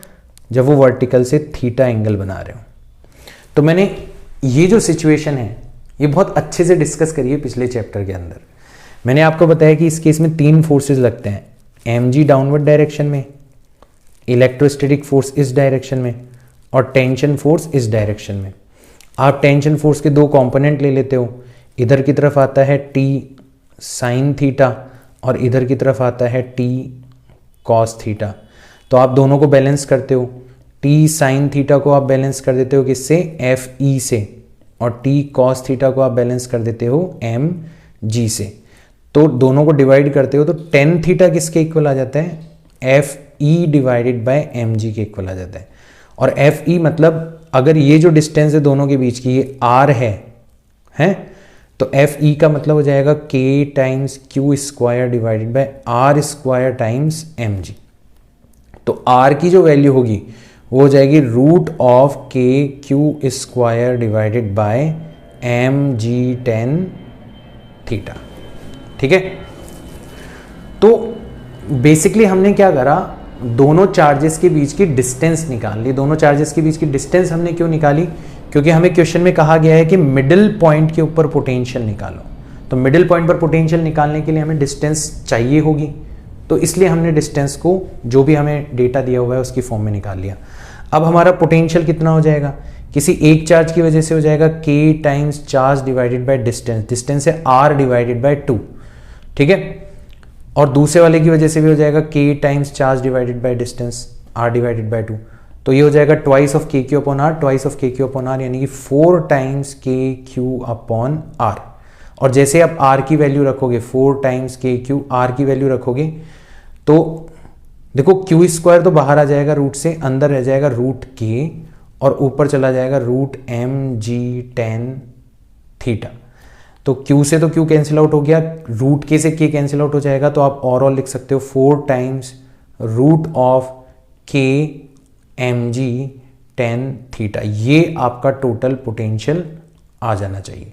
तो इस क्वेश्चन को केवल और केवल रिलेट किया गया है, कहां से? हमारे पिछले चैप्टर से। जो इस क्वेश्चन का आधा पार्ट है कि tan theta F E upon m g के इक्वल होगा, यानी कि आर की value root k q square upon m g tan theta होगी। ये वाला पार्ट हम इलेक्ट्रोस्टैटिक्स में पढ़ते थे और यहाँ पे बस हमें पोटेंशियल निकालने के लिए कहा गया है। बच्चे घबरा जाएंगे क्योंकि ऑप्शन डरावने दिख रहे हैं, तो घबराना नहीं है, बस घबराने से काम खराब हो जाता है। ठीक है, तो हमारा ऑप्शन नंबर सी करेक्ट होगा। इसमें इसको मल्टीप्लाई कर लो, ठीक है ना, ये मिस प्रिंट हो रखा है कि root 4 times root k m g multiplied by tan theta. ये हमारा फाइनल आंसर हो जाना चाहिए। ठीक है, अब ये तो हुई सिंगल पॉइंट चार्ज की वजह से पोटेंशियल की बात, और अब हमारा कॉन्फिडेंस बढ़ चुका है क्योंकि हमने मल्टीपल पॉइंट चार्जेस की वजह से पोटेंशियल निकालना सीख लिया। तो अब मल्टीपल पॉइंट चार्जेस में जो सबसे कॉमन एग्जाम्पल है वो है हमारा डायपोल।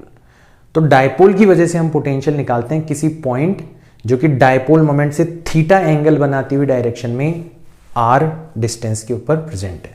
तो इस डायग्राम को अच्छे से समझना, ये हमारा डायपोल का नेगेटिव चार्ज है, ये हमारा डायपोल का पॉजिटिव चार्ज है। सेंटर से इसकी डिस्टेंस भी a है और सेंटर से इसकी डिस्टेंस भी a है ना।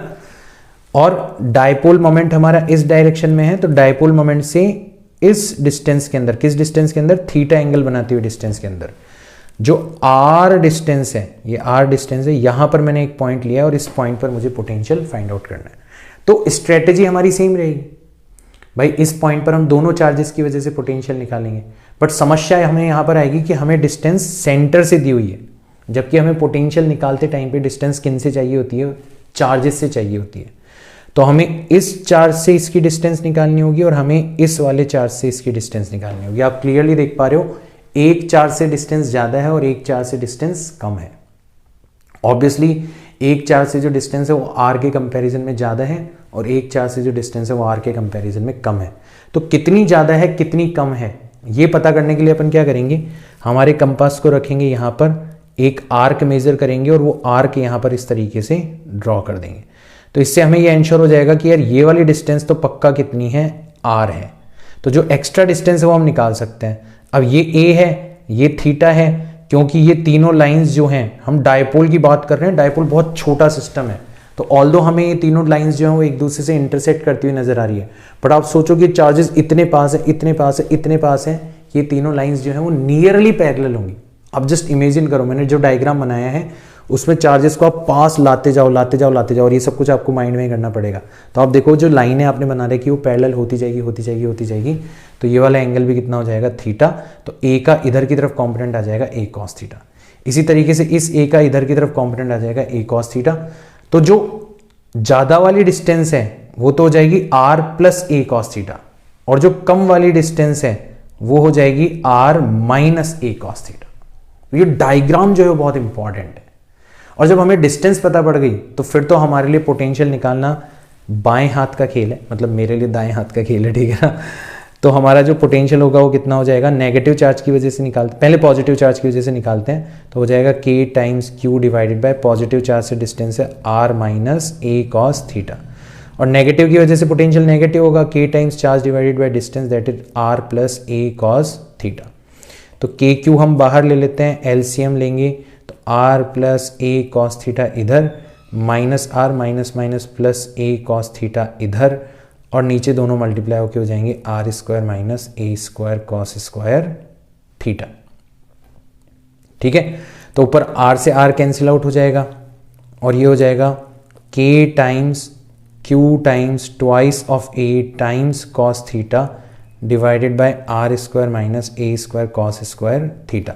Now a is very very less than r, तो a square cos square theta को क्या किया जा सकता है, नेग्लेक्ट किया जा सकता है, नेग्लेक्ट किया जा सकता है, कर दो।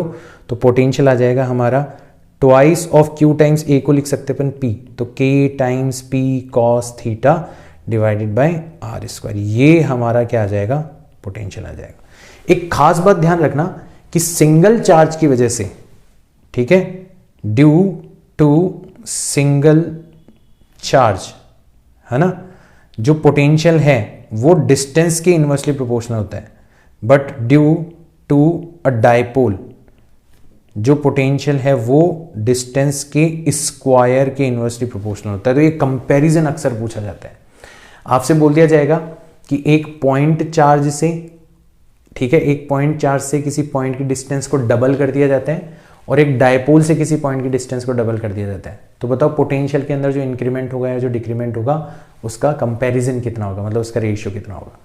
तो सिंगल चार्ज के केस में तो केवल और केवल डिस्टेंस डबल करने पर पोटेंशियल हाफ हो जाएगा, बट डायपोल के केस में डिस्टेंस डबल करने पर जो पोटेंशियल है वो 1/4 हो जाएगा। ये डिफरेंस आपको ध्यान में रखना है, ठीक है ना। तो ये खेल जो है वो खेला जाता है, कई बार छोटे छोटे न्यूमेरिकल्स इसके ऊपर पूछ लिए जाते हैं, राइट। तो ये इंपॉर्टेंट डेरिवेशन है जो कि बोर्ड्स के लिए इंपॉर्टेंट है। हमारे कॉम्पिटिटिव एग्जाम के रिस्पेक्ट में देखें तो रिजल्ट्स जो है वो बहुत ज़्यादा इंपॉर्टेंट है।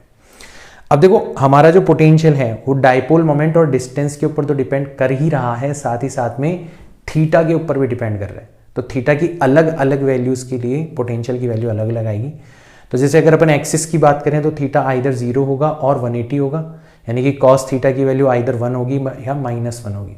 और अगर अपन इक्वेटर की बात करें तो थीटा 90 होगा, मतलब कॉस 90 की वैल्यू 0 हो जाएगी। तो हमें ये पता पड़ गया कि डायपोल की वजह से इक्वेटर पर जो पोटेंशियल होता है वो हमेशा कितना होता है, 0 होता है। वेरी इंपॉर्टेंट, राइट, ठीक है। फॉर इक्वेटर ध्यान रखना, for equator theta is equal to 90 degree, इसका मतलब पोटेंशियल इज इक्वल टू 0। तो इक्वेटर पर पोटेंशियल की वैल्यू हमेशा कितनी होती है, 0 होती है फॉर ए गिवन डायपोल। वैसे भी निकाल सकते हो यार, इक्वेटर पर जो भी पॉइंट होगा वो पॉजिटिव चार्ज से भी उतनी ही डिस्टेंस पर होगा जितनी डिस्टेंस पर वो नेगेटिव चार्ज से है, क्योंकि डिस्टेंस सेम है, बस चार्जेस पॉजिटिव नेगेटिव है। तो एक की वजह से पोटेंशियल पॉजिटिव आएगा, एक की वजह से नेगेटिव आएगा, दोनों इक्वल होंगे मैग्नीट्यूड में, आपस में एक दूसरे को कैंसिल आउट कर देंगे, नेट पोटेंशियल 0 आ जाएगा। तो ऑब्वियस तरीका भी है, बट हमारे पास में एक जनरल तरीका भी आ चुका है। So this is potential due to a dipole and this is very much important, right. ठीक है, आगे चलते हैं। अब हम देखते हैं कि जब मान लो हमें किसी पॉइंट पर पोटेंशियल दे रखा है ना, suppose if at a point potential is given as v, है ना, दे रखा है कि भाई इस पॉइंट पर पोटेंशियल v है। एंड एक चार्ज को उस पॉइंट पर रखा जाता है, a charge is placed at that point. So जैसे आप चार्ज को रखोगे तो पहली चीज तो आपको दिमाग में ध्यान रखनी है कि किसी भी पोटेंशियल पर जब चार्ज को रखा जाता है तो पोटेंशियल एनर्जी आ जाती है उस चार्ज के पास में। बहुत इंपॉर्टेंट ध्यान रखना, जब किसी भी पॉइंट पर जहां पर पोटेंशियल गिवन है एक चार्ज को रखा जाता है तो उस चार्ज के पास में क्या आ जाती है, पोटेंशियल एनर्जी आ जाती है। जैसे एक पॉइंट जहां पर इलेक्ट्रिक फील्ड थी वहां पर चार्ज को रखने पर फोर्स आ जाया करता था, वैसे एक पॉइंट जहां पर पोटेंशियल है वहां पर चार्ज को रखने पर आपकी पोटेंशियल एनर्जी आ जाएगी। फोर्स आता था Q times E, potential energy आएगी Q times V। Very simple right. तो देखो एक क्वेश्चन कर लेते हैं छोटा सा। आपको कहा गया है कि एक पॉइंट है A और यहां पर 3 कूलम के चार्ज को रखा गया है, एक पॉइंट है B यहां पर 4 कूलम के चार्ज को रखा गया है। A पर पोटेंशियल 10 वोल्ट है और B पर पोटेंशियल 20 वोल्ट है और A और B के बीच की डिस्टेंस जो है वो 12 मीटर है। तो आपसे पूछा गया है कि find the potential energy when 3 coulomb charge is placed eight A and 4 coulomb charge is placed eight B। तो अभी हमने देखा था कि किसी चार्ज को पोटेंशियल पर रखने पर उसमें पोटेंशियल एनर्जी आ जाती है। तो हमारी पोटेंशियल एनर्जी होगी 3 मल्टीप्लाइड बाय A पर पोटेंशियल कितना है 10 volt plus 4 multiplied bye B पर पोटेंशियल कितना है 20 वोल्ट। क्या इसके अलावा भी कुछ आनी चाहिए? तो एक चीज है जिसको आप भूल रहे हो भाई, जब दो चार्जेस एक दूसरे से r डिस्टेंस पर होते हैं तब भी तो उनके अंदर पोटेंशियल एनर्जी होती है। तो हमारी एक तीसरी टर्म भी होगी यहां पर, k टाइम्स पहला चार्ज टाइम्स दूसरा चार्ज डिवाइडेड बाय दोनों के बीच की डिस्टेंस दैट इज 12 मीटर। तो हमारा आंसर आ जाना चाहिए 3 into 10 that is 30, 4 into 20 that is 80, है ना। और 12 से 12 कैंसिल आउट हो जाएगा केवल और केवल k। तो हमारा आंसर आ जाना चाहिए 80 प्लस 30 हो जाएगा आपका 110 प्लस k की वैल्यू बहुत बड़ी होती है, 9 इंटू 10⁹ होती है, उसमें 110 को ऐड कर देना। तो ये हमारी टोटल पोटेंशियल एनर्जी आएगी। अक्सर बच्चे थर्ड टर्म जो है ना उसको भूल जाते हैं, वही आगे का कब पढ़ो तो पीछे का भूल जाते हैं। तो यहाँ पे दोनों चीजें, चार्ज को किसी पॉइंट पर रखे जाने पर तो पोटेंशियल एनर्जी आती है, साथ ही साथ में दो चार्जेस एक दूसरे से r डिस्टेंस पर रखे हुए हैं तो उसको मत भूल जाना, वो बहुत इंपॉर्टेंट है, ठीक है ना। तो ये चीज हमें ध्यान में रखनी है। फिर अगली जो चीज हम पढ़ने वाले हैं उसमें हम पोटेंशियल और इलेक्ट्रिक फील्ड के रिलेशन को एक बार और अच्छे से देखते हैं। तो हमने देखा था कि हमारा जो चेंज इन पोटेंशियल होता है ना वो negative of E dot D R के इक्वल होता है। अगर इलेक्ट्रिक फील्ड R के ऊपर डिपेंड करती है तो हम इंटीग्रेशन का सहारा लेते हैं, बट बेसिक डेफिनेशन ये है कि negative of dot product of electric field and displacement vector. तो यहां पर नेगेटिव साइन जो है वो हमें क्या बता रहा है कि अगर हम इलेक्ट्रिक फील्ड की डायरेक्शन में जाएंगे तो चेंज इन पोटेंशियल नेगेटिव होगा। चेंज इन पोटेंशियल नेगेटिव, इसका मतलब फाइनल पोटेंशियल कम होगा, इनिशियल पोटेंशियल ज्यादा होगा, इसका मतलब हमारा पोटेंशियल डिक्रीज हो जाएगा। तो ये एक बहुत इंपॉर्टेंट बात हमें पता चली according to definition of potential कि if we move towards electric field potential decreases, very important, right. And if we move opposite to electric field के अगेंस्ट अपन चलेंगे देन पोटेंशियल विल इंक्रीज। बहुत अच्छे से समझ लेना इस चीज को, ठीक है ना। और सबसे खास बात डॉट प्रोडक्ट है, तो अगर आप इलेक्ट्रिक फील्ड के परपेंडिकुलर डायरेक्शन में चलोगे डॉट प्रोडक्ट कितना हो जाएगा 0। So if we move perpendicular to electric field potential remains same. इसको उल्टा भी यूज करेंगे भाई, अगर आप इलेक्ट्रिक फील्ड के परपेंडिकुलर चलते हो तो पोटेंशियल हर जगह सेम रहता है। तो इसको उल्टा भी बोल सकते हो कि अगर पोटेंशियल हर जगह सेम है किसी सरफेस के ऊपर तो इलेक्ट्रिक फील्ड पक्का उस सरफेस के परपेंडिकुलर होनी चाहिए। यही है कॉन्सेप्ट हमारा इक्वी पोटेंशियल सरफेसेस का, देखेंगे अभी अपन थोड़ी देर बाद में। तो एक छोटा सा क्वेश्चन है, आप कर दोगे आई होप सारे के सारे बच्चे इसको। आपसे बोला गया है कि ये इलेक्ट्रिक फील्ड दे रखी है आपको E, ठीक है, और 4 पॉइंट दे रखे हैं A, B, C and D, ठीक है। तो आपसे पूछा गया है कि इनके पोटेंशियल कंपेयर करो। तो देखो हम सबसे पहले A पर हैं, अब A से B पर, A से C पर, A से D पर जाने के लिए हमें इलेक्ट्रिक फील्ड की डायरेक्शन में चलना पड़ेगा। और इलेक्ट्रिक फील्ड की डायरेक्शन में जाते हैं तो पोटेंशियल कम होता चला जाता है। तो हमें यह तो पता पड़ गया कि A पर जो पोटेंशियल होगा वो सबसे ज्यादा होगा। फिर दूसरे नंबर पे कौन आएगा, बी और सी। अब देखो बी और सी जो है वो सेम वर्टिकल लाइन पर है, ठीक है। तो ए से बी पर जाओगे पोटेंशियल घटेगा, ए से सी पर जाओगे पोटेंशियल घटेगा, बट बी से सी पर जाने पर पोटेंशियल के अंदर कोई चेंजेस नहीं आएंगे, बी और सी पर पोटेंशियल सेम होगा। तो बी पर और सी पर पोटेंशियल हो जाएगा सेम, और फिर और आप जा रहे हो इलेक्ट्रिक फील्ड की डायरेक्शन में, तो सबसे कम पोटेंशियल कहां पर हो जाएगा, डी पर हो जाएगा। तो तीनों चीजें हमारी इस क्वेश्चन के अंदर इंक्लूड हो गई। इलेक्ट्रिक फील्ड की डायरेक्शन में जाने पर पोटेंशियल घटता चला जाता है, इलेक्ट्रिक फील्ड के परपेंडिकुलर जाने पर पोटेंशियल के ऊपर कोई फर्क नहीं पड़ता। उल्टा भी बोल लो, अगर आप डी से चलते तो इलेक्ट्रिक फील्ड के अगेंस्ट जाने पर पोटेंशियल बढ़ता चला जाता है। वैसे भी आप इस क्वेश्चन को सॉल्व कर सकते थे। सो मैं जो आपको जो छोटे छोटे हथियार बता रहा हूँ ना, ये बहुत इंपॉर्टेंट है बच्चों। आपको ऐसा लग रहा होगा कि बिल्कुल बच्चों जैसे क्वेश्चन करवाए जा रहे हैं, बट ये इतने इंपॉर्टेंट है कि आप बड़े बड़े सवाल हिला दोगे केवल और केवल छोटी छोटी इंफॉर्मेशन की बेसिस, और वो भी चुटकियों में, थैनोस की चुटकी की तरह, ठीक है ना। तो ये चीज आपको ध्यान में रखनी है। एक और क्वेश्चन देखो, आपको इलेक्ट्रिक फील्ड दे रखी है, that is 5 newton per coulomb. आपको पोटेंशियल एट ए दे रखा है 10 volt, find potential at B, ठीक है। तो ए से बी पर आप जा रहे हो, तो इफेक्टिवली इलेक्ट्रिक फील्ड के अगेंस्ट कितना चल रहे हो आप। तो इलेक्ट्रिक फील्ड के अगेंस्ट केवल और केवल आप इतनी डिस्टेंस चल रहे हो। कितनी डिस्टेंस चल रहे हो, केवल और केवल ये वाली डिस्टेंस चल रहे हो, और इसको हम लिख सकते हैं 4 cos 60 degree, that is 4 multiplied by 1/2, that is 2 metres. तो इलेक्ट्रिक फील्ड के अगेंस्ट आप चल रहे हो बी पर जाने के लिए इफेक्टिवली 2 मीटर। वैसे तो आप किसी अदर डायरेक्शन में जा रहे हो। तो जो आपका चेंज इन पोटेंशियल होगा, मतलब V B minus V A जो होगा, वो किसके इक्वल हो जाएगा। तो सिंपली हमें पता है कि किसके इक्वल हो जाना चाहिए। इलेक्ट्रिक फील्ड कितनी है हमारी 5, और हम कितनी इफेक्टिव डिस्टेंस चल रहे हैं, 2 मीटर्स चल रहे हैं। तो 5 × 2 हो जाएगा 10, नेगेटिव साइन भी आता है, तो ये हो जाएगा -10, ठीक है। तो V B minus V A, ठीक है। अच्छा, यहां पे नेगेटिव साइन हमें नहीं लगाना, कारण मैं बताता हूं, क्योंकि हम इलेक्ट्रिक फील्ड के अपोजिट डायरेक्शन में चल रहे हैं। तो इलेक्ट्रिक फील्ड और जो डिस्प्लेसमेंट है उनका डॉट प्रोडक्ट अपने आप में नेगेटिव होगा, और एक नेगेटिव साइन फॉर्मूले में रखा हुआ रहता है, तो दोनों मिला के क्या हो जाएंगे, पॉजिटिव हो जाएंगे। तो ए पर हमें पोटेंशियल कितना दे रखा है, 10 वोल्ट दे रखा है ना। तो हमारी इलेक्ट्रिक फील्ड ये हो गई। तो V B minus 10 is equal to कितना हो जाना चाहिए, 5 × 10 10 हो जाना चाहिए। तो वी बी की वैल्यू आ जानी चाहिए 10 + 10 20। इसको आप ऐसे भी ध्यान रख सकते हो कि यार इलेक्ट्रिक फील्ड के अपोजिट डायरेक्शन में जा रहे हैं, इसका मतलब पक्का पोटेंशियल बढ़ना चाहिए, मतलब पक्का 10 से ज्यादा होना चाहिए।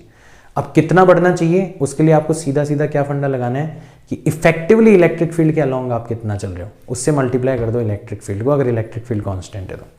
अदरवाइज आपके पास में फॉर्मूला तो है ही, कौन सा वाला formula, change in potential is nothing but E dot D R, और यहाँ पे चेंज इन पोटेंशियल कितना हो जाएगा, माइनस इलेक्ट्रिक फील्ड का मैग्नीट्यूड है ना, डी आर का मैग्नीट्यूड, और इलेक्ट्रिक फील्ड, ये इलेक्ट्रिक फील्ड हो गई और ये डी आर हो गया, इनके बीच का एंगल कितना हो गया, 120 डिग्री। तो कॉस ऑफ 120 डिग्री करो कितना हो जाएगा, माइनस इलेक्ट्रिक फील्ड है 5, डी आर है कितना आपका 4, और कॉस 120 डिग्री होती है -1/2, 2 से 4 कैंसिल आउट हो गया, माइनस से माइनस चला गया, ये आ जाएगा आपका 10। इसको लिख सकते हो V B minus V A की जगह 10 रखोगे तो भी आपका वी बी कितना आ जाएगा, 20 आ जाएगा।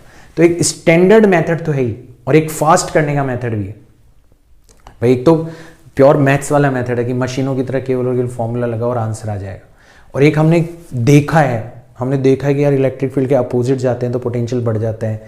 कितना बढ़ता है, इफेक्टिवली डिस्टेंस देखो, कितनी डिस्टेंस आप इलेक्ट्रिक फील्ड के अगेंस्ट चल रहे हो, उससे इलेक्ट्रिक फील्ड को मल्टीप्लाई कर दो, उतना पोटेंशियल बढ़ जाता है। तो 5 इलेक्ट्रिक फील्ड है, इफेक्टिवली आप 2 मीटर चल रहे हो, तो 5 × 2 10 वोल्ट हमारा पोटेंशियल बढ़ जाएगा। तो ए पर 10 था तो बी पर कितना हो जाएगा, 20 हो जाएगा। ऐसे कॉमन सेंस से भी हम इस क्वेश्चन को कर सकते हैं। तो वो एक इंपॉर्टेंट चीज है, वो आपको आनी चाहिए, ठीक है। तो अब हम तैयार हैं इक्वी पोटेंशियल सरफेसेस के बारे में पढ़ने के लिए। तो हमें इतना तो पता पड़ गया कि a surface at which potential is same everywhere, नाम से पता पड़ गया होगा, उसको इक्वी पोटेंशियल सरफेस बोलते हैं। जैसे अगर आपका पॉइंट चार्ज है तो उससे r डिस्टेंस पर अगर तुम जितने भी पॉइंट लोगे, एक स्फेरिकल सरफेस ड्रॉ करोगे, तो r डिस्टेंस पर जितने भी पॉइंट्स होंगे उन सब पर पोटेंशियल की value k q upon r same होगी, ठीक है। तो जो स्फेरिकल सरफेस है वो इक्विपोटेंशियल सरफेस बन जाएगी। एक लाइन ऑफ चार्ज की बात करते हो तो r डिस्टेंस, r रेडियस वाला जो सिलेंडर आप ड्रॉ करोगे चारों तरफ, उसके भी हर पॉइंट पर पोटेंशियल सेम होगा, तो वो भी इक्विपोटेंशियल सरफेस बन जाएगी। सबसे खास बात, जो कंडक्टर होता है ना, उसकी सरफेस के हर पॉइंट पर इलेक्ट्रिक फील्ड नॉर्मल डायरेक्शन में होती है, इलेक्ट्रिक फील्ड परपेंडिकुलर डायरेक्शन में होती है। ये हम ऑलरेडी पढ़ चुके हैं। और अभी अभी हमने पढ़ा था कि अगर इलेक्ट्रिक फील्ड परपेंडिकुलर है किसी सरफेस के हर पॉइंट पर, तो पक्का उस सरफेस के हर पॉइंट पर पोटेंशियल की वैल्यू सेम होनी चाहिए। यानी कि वो सरफेस कैसी सरफेस होनी चाहिए, इक्वी पोटेंशियल सरफेस होनी चाहिए। तो कंडक्टर भले ही किसी भी शेप का हो, अगर वो चार्ज कंडक्टर है तो उसकी जो सरफेस होगी वो हमेशा इक्वी पोटेंशियल सरफेस होगी। ये आपको ध्यान रखना है, ठीक है ना। अगर मान लो हमें बहुत सारी इक्वी पोटेंशियल सरफेसेस दे रखी हो और हमसे पूछा जाए कि बताओ इलेक्ट्रिक फील्ड की डायरेक्शन किधर होगी, तो वो भी हम निकाल सकते हैं। तो हमने ये तो पता लगा ही लिया कि इलेक्ट्रिक फील्ड जो होती है वो हमेशा इक्वी पोटेंशियल सरफेस के परपेंडिकुलर होती है। साथ ही साथ में इलेक्ट्रिक फील्ड जो होती है वो हमेशा हायर पोटेंशियल से लोअर पोटेंशियल की तरफ होती है, क्योंकि इलेक्ट्रिक फील्ड की डायरेक्शन में जाने पर आपका पोटेंशियल घटता चला जाता है। तो इन दोनों चीज़ों को मिक्स करेंगे। तो एक क्वेश्चन लेते हैं। मान लो आपको 3 इक्वी पोटेंशियल सरफेसेस दे रखी है। इस सरफेस पर वोल्टेज 50 है, इस पर हर जगह 40 है और इस पर हर जगह 30 है। तो पूछा गया है कि बताओ इलेक्ट्रिक फील्ड की डायरेक्शन किधर होगी। तो इन तीनों के परपेंडिकुलर डायरेक्शन में जो लाइंस होंगी, जैसे ये वाली हो गई, जैसे ये वाली हो गई, जैसे ये वाली लाइंस हो गई, ये किसको रिप्रेजेंट करेंगी, इलेक्ट्रिक फील्ड को रिप्रेजेंट करेगी। एरो हमने कैसे लगाया है, हायर वोल्टेज से लोअर वोल्टेज की तरफ। तो electric field is always perpendicular to the equipotential surfaces and it is towards from the higher potential to the lower potential. And obviously third property कि दो इक्विपोटेंशियल सरफेसेस कभी भी एक दूसरे को इंटरसेक्ट नहीं करती, क्योंकि जहां पर इंटरसेक्ट करेंगी वहां पर दो नॉर्मल्स ड्रॉ करोगे। हर नॉर्मल इलेक्ट्रिक फील्ड को रिप्रेजेंट करेगा और एक ही साथ एक ही पॉइंट पर दो अलग अलग डायरेक्शन में इलेक्ट्रिक फील्ड हो नहीं सकती।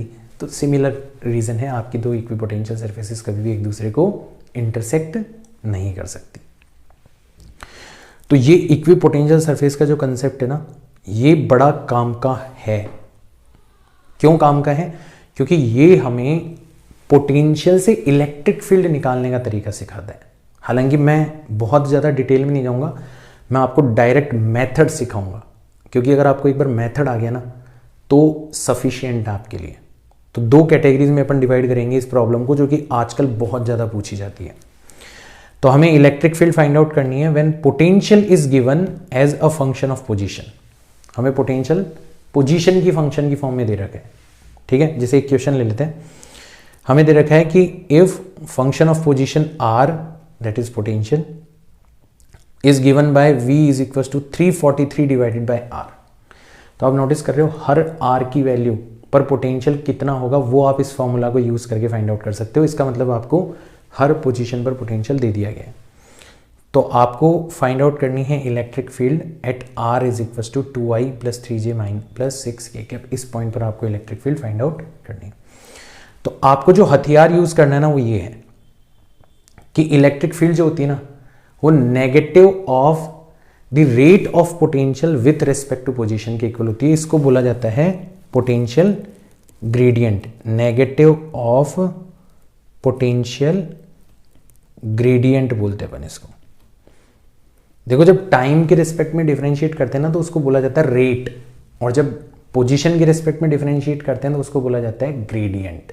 तो यहाँ पर अपन पोजीशन के रिस्पेक्ट में कर रहे हैं ना तो इसको बोला जाता है पोटेंशियल का ग्रेडियंट, और नेगेटिव साइन लगा हुआ ही है।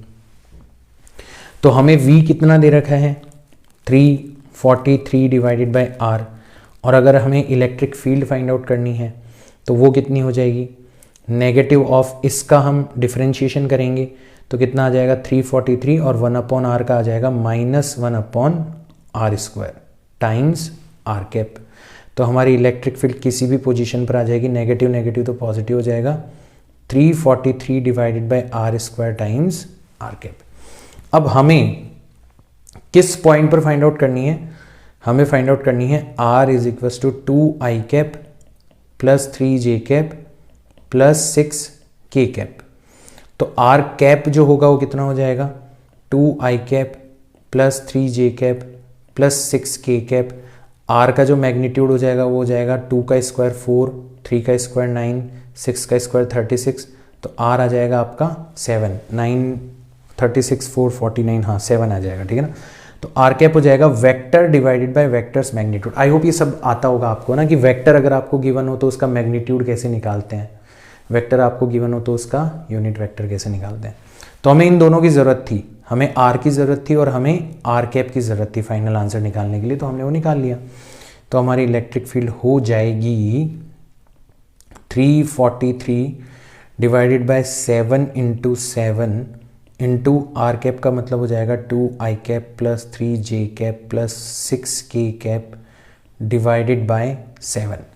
तो 7 इंटू 7 इंटू 7 करोगे तो वो आएगा 343 के बराबर ही आता है। तो इलेक्ट्रिक फील्ड आपकी हो जाएगी 2 I cap plus 3 J cap plus 6 k cap Newton per coulomb. तो डायरेक्ट आपने नोटिस किया कि हमने electric field vector find out कर लिया कि उस गिवन पॉइंट पर जो इलेक्ट्रिक फील्ड वेक्टर है उसकी वैल्यू कितनी होनी चाहिए। सो this is one of the way जो आपको पोटेंशियल की इंफॉर्मेशन दी जा सकती है। एक दूसरा तरीका भी है, आपको पोटेंशियल किस फॉर्म में दिया जा सकता है, as a function of coordinates. Instead of position vector आपको एक्स वाई और जेड की फॉर्म में दिया जा सकता है। तो एक एग्जांपल लेते हैं, आपको पोटेंशियल दे रखा है x y y z z x, है ना। तो एक्स वाई और जेड की डिफरेंट वैल्यूज रखोगे तो आपको पोटेंशियल की वैल्यू मिलती जाएगी। तो एक तरीके से आपको हर पॉइंट पर पोटेंशियल दे दिया गया है, डिस्ट्रीब्यूशन ऑफ पोटेंशियल बोलते हैं अपन इसको, ठीक है ना। और आपको इलेक्ट्रिक फील्ड फाइंड आउट करनी है एट पॉइंट 1, 2, 1। बड़ा कॉमन क्वेश्चन है। तो आपको हथियार क्या यूज करना है, आपको ये चीज कैलकुलेट करनी है। अब इसके अंदर ये जो है ना del we by del x, इसका मतलब होता है differentiation of v with respect to x keeping y and z as constant. और इसको अपन बोलते हैं पार्शियल डिफरेंशिएशन। क्या बोलते हैं अपन इसको, पार्शियल डिफरेंशिएशन, ठीक है। तो पार्शियल का मतलब है हमें जब x के रिस्पेक्ट में पार्शियल डिफरेंशिएशन कर रहे हैं तो y और z को कांस्टेंट की तरह ट्रीट करना है। जब y और z के रिस्पेक्ट में कर रहे हैं तो x और, ठीक है, y के रिस्पेक्ट में कर रहे हैं तो x और z को, और z के रिस्पेक्ट में कर रहे हैं तो x और y को हमें एज अ कांस्टेंट ट्रीट करना है। बस इतना आपको ध्यान रखना है। फॉर्मूला आपके पास में, डायरेक्ट आपका सवाल हो जाएगा। तो देखो हमारे क्वेश्चन के अकॉर्डिंग अगर हम del v divided by del x निकालेंगे, ठीक है, तो सबसे पहले एक्स वाई का करते हैं, ठीक है। तो एक्स वाई, तो वाई तो होगा कांस्टेंट और एक्स का डिफरेंशिएशन हो जाएगा 1। फिर वाई जेड, वाई भी कांस्टेंट है जेड भी कांस्टेंट है, तो पूरी की पूरी टर्म कांस्टेंट हो गई, तो उसका डिफरेंशिएशन हो जाएगा 0। फिर आया जेड एक्स, तो जेड तो कांस्टेंट है और एक्स का डिफरेंशिएशन हो जाएगा कितना, 1। तो हमारा del we by del x आ जाएगा सिंपली वाई प्लस जेड। इसी तरीके से del we by del y कितना आएगा, तो सबसे पहले आया एक्स वाई, तो एक्स तो कांस्टेंट है, वाई का डिफरेंशिएशन हो गया 1। फिर आया वाई जेड, तो जेड तो कांस्टेंट है, वाई का डिफरेंशिएशन हो गया 1। और फिर आया जेड एक्स, तो जेड भी कांस्टेंट एक्स भी कांस्टेंट, पूरी की पूरी टर्म कांस्टेंट हो गई, तो डिफरेंशिएशन हो गया 0। तो ये आ जाएगा आपका एक्स प्लस जेड। समझ में आ रहा है? इसको दोबारा देखना अगर नहीं समझ में आया तो, कि कैसे हम जब एक के रिस्पेक्ट में डिफरेंशिएशन करते हैं तो बाकी को हम कांस्टेंट कंसीडर करते हैं। Similarly del we by del z जो होगा वो आ जाएगा आपका, तो पैटर्न तो पकड़ में आ ही गया होगा, ठीक है। एक्स वाई 0, वाई जेड तो वाई कांस्टेंट, जेड का differentiation 1, Z x x constant, Z का डिफरेंशिएशन 1, तो ये आ जाएगा वाई प्लस एक्स। तो आपकी इलेक्ट्रिक फील्ड आ जाएगी negative of y plus z times I cap plus x plus z times j cap and plus y plus x times k cap. ये आपकी इलेक्ट्रिक फील्ड आ जाएगी। और हमें x, y और z की वैल्यू गिवन है कि हमें किस पॉइंट पर निकालना है, तो हमारी इलेक्ट्रिक फील्ड आ जानी चाहिए नेगेटिव। y की वैल्यू है 2 और z की वैल्यू है 1, ठीक है। x की वैल्यू है 1 और z की वैल्यू है 1 और y की वैल्यू है 2 और x की वैल्यू है 1। तो हमारा फाइनल आंसर आ जाएगा इलेक्ट्रिक फील्ड का -3i -2j -3k Newton per coulomb. इस तरीके से हम इस क्वेश्चन को आसानी से सॉल्व कर सकते हैं। आया समझ में? इसके ऊपर कुछ इनोवेटिव क्वेश्चन भी पूछे जा सकते हैं यार, बहुत इनोवेटिव क्वेश्चन भी पूछे जा सकते हैं, तो देखते हैं। तो आपको गिवन है electrostatic potential inside a charge spherical ball is given by phi is equal to AR square plus B। तो आई होप आपको दिख रहा होगा, नहीं दिख रहा तो मैं लिख देता हूँ। ये पोटेंशियल है, ठीक है ना, it is nothing but potential, है ना। V की जगह phi लिख दिया और कुछ नहीं है, कंफ्यूज मत हो जाना। तो वो है AR स्क्वायर प्लस B। तो हमारी जो इलेक्ट्रिक फील्ड हो जाएगी negative of d phi divided by dr। यहाँ पे ध्यान रखना phi फ्लक्स नहीं है, यहाँ पर phi पोटेंशियल है, कंफ्यूज करने के लिए दिया गया है, ठीक है ना। तो ये हो जाएगा आपका minus twice of A times R, और B का जो डिफरेंशिएशन है वो तो कितना हो जाएगा, 0 हो जाएगा। तो ये हमारी इलेक्ट्रिक फील्ड हो जाएगी, ठीक है ना। नाउ इलेक्ट्रिक फील्ड हमारे पास में आ गई, तो हमें चार्ज डेंसिटी फाइंड आउट करनी है inside the ball. Charge density find out करनी है, तो पहले तो चार्ज फाइंड आउट करते हैं, चार्ज कितना होगा, ठीक है। तो अब हमें इलेक्ट्रिक फील्ड पता पड़ गई, तो फ्लक्स कितना होगा, तो फ्लक्स होता है electric field that is -2AR times surface area. Surface area कितना हो जाएगा बॉल का, 4πr² हो जाएगा। तो फ्लक्स हो जाएगा हमारा -4 × 2 करोगे 8, 4 × 2 करोगे 8 A पाई टाइम्स r³, ये हमारा फ्लक्स हो जाएगा। तो फ्लक्स होता है charge divided by epsilon not. तो ये -8A पाई r³ के इक्वल हो जाना चाहिए। तो आपका जो चार्ज है वो कितना हो जाएगा, -8A epsilon not pi times r³ हो जाएगा। अब बात करते हैं अपन चार्ज डेंसिटी की। चार्ज डेंसिटी कितनी हो जाएगी, तो चार्ज डेंसिटी होती है चार्ज पर यूनिट वॉल्यूम, ठीक है। तो चार्ज तो हमें पता ही है -8A epsilon not pi times r³ divided by volume कितना है हमारा 4/3 पाई r³। r³ से r³ चला गया, पाई से पाई चला गया, 4 से 2 टाइम्स चला जाएगा, 3 ऊपर जाएगा, तो -6A एप्सिलॉन नॉट, ये हमारा आंसर आ जाना चाहिए। ऑप्शन नंबर 2 हमारा करेक्ट हो जाना चाहिए। तो one of the most beautiful question यार, आप सोचो ये दोनों क्वेश्चन जो है ना ये जेई के अंदर पूछे गए, तो आप जस्ट इमेजिन करो कि कितना मजा आ जाए अगर आप इस तरीके से कंसेप्ट्स को कनेक्ट करना सीख जाओ। कंसेप्ट्स को कनेक्ट कैसे करना है कि जो हमने पिछले चैप्टर में पढ़ा था उसको भूलना नहीं है, वो यूज आ सकता है। तो हमें पोटेंशियल दिया हुआ है, हमने अभी अभी पढ़ा है कि पोटेंशियल से फील्ड कैसे निकालते हैं। हमने पिछले चैप्टर में पढ़ा था कि फील्ड से फ्लक्स कैसे निकालते हैं। हमने पिछले चैप्टर में पढ़ा था कि फ्लक्स से एनक्लोज चार्ज कैसे निकालते हैं, और फिर एनक्लोज चार्ज से हमने एनक्लोज चार्ज डेंसिटी निकाली है। It is one of the most beautiful question, ठीक है। तो ऐसे क्वेश्चन जब भी पूछे जाएंगे बहुत अच्छे क्वेश्चंस माने जाएंगे, और अगर आप कर पाते हो थैंक्स टू मिरेकल सीरीज, तो फिर आपको याद आएगा कि हाँ यार इस सीरीज की कीमत जो थी वो कितनी थी आपके लिए, वो कीमत आपको पता चल जाएगी, ठीक है ना। अब अपन करते हैं हमारा लास्ट टॉपिक डिस्कस। मान लो किसी डायपोल को हमने यूनिफॉर्म इलेक्ट्रिक फील्ड के अंदर रखा हुआ है, तो उसको अगर हम स्टेबल इक्विलिब्रियम में रखेंगे तो उसकी पोटेंशियल एनर्जी मिनिमम होगी, अनस्टेबल में मैक्सिमम होगी। ये हमने ऑलरेडी डिस्कस किया था। तो वहां पर मैंने प्रॉमिस किया था कि हम इसको एक बार दोबारा से यहाँ पर पढ़ेंगे, हम एग्जैक्टली पोटेंशियल एनर्जी का एक्सप्रेशन फाइंड आउट करेंगे और देखेंगे कि कहाँ पर मिनिमम और कहाँ पर मैक्सिमम होनी चाहिए। और अब हमारे पास में पोटेंशियल और पोटेंशियल एनर्जी से रिलेटेड सारे हथियार हैं, तो अब हम ये काम बड़ी आसानी से कर सकते हैं। तो ये हमारी एक यूनिफॉर्म इलेक्ट्रिक फील्ड है, पैरेलल लाइंस के थ्रू हम शो करते हैं। ये हमारा एक डायपोल है -q पॉजिटिव q, ये इसका डायपोल मोमेंट हो गया, ये डिस्टेंस a है, ये भी डिस्टेंस a है, और इसको इलेक्ट्रिक फील्ड से थीटा एंगल बनाते हुए रखा गया है ना, एक जनरल केस ले रहे हैं। तो हमारा जो नेगेटिव चार्ज जहां पर रखा हुआ है ना, तो इलेक्ट्रिक फील्ड के परपेंडिकुलर जो लाइन होगी उन सभी पॉइंट्स पर पोटेंशियल सेम होगा। ऐसे पॉजिटिव चार्ज जहां पर रखा हुआ है यहां पर भी इलेक्ट्रिक फील्ड के परपेंडिकुलर लाइन ड्रॉ करो, सभी पॉइंट्स पर पोटेंशियल सेम होगा। तो जहां पर हमारा पॉजिटिव चार्ज रखा हुआ है उस लाइन पर हम पोटेंशियल मान लेते हैं कैपिटल V।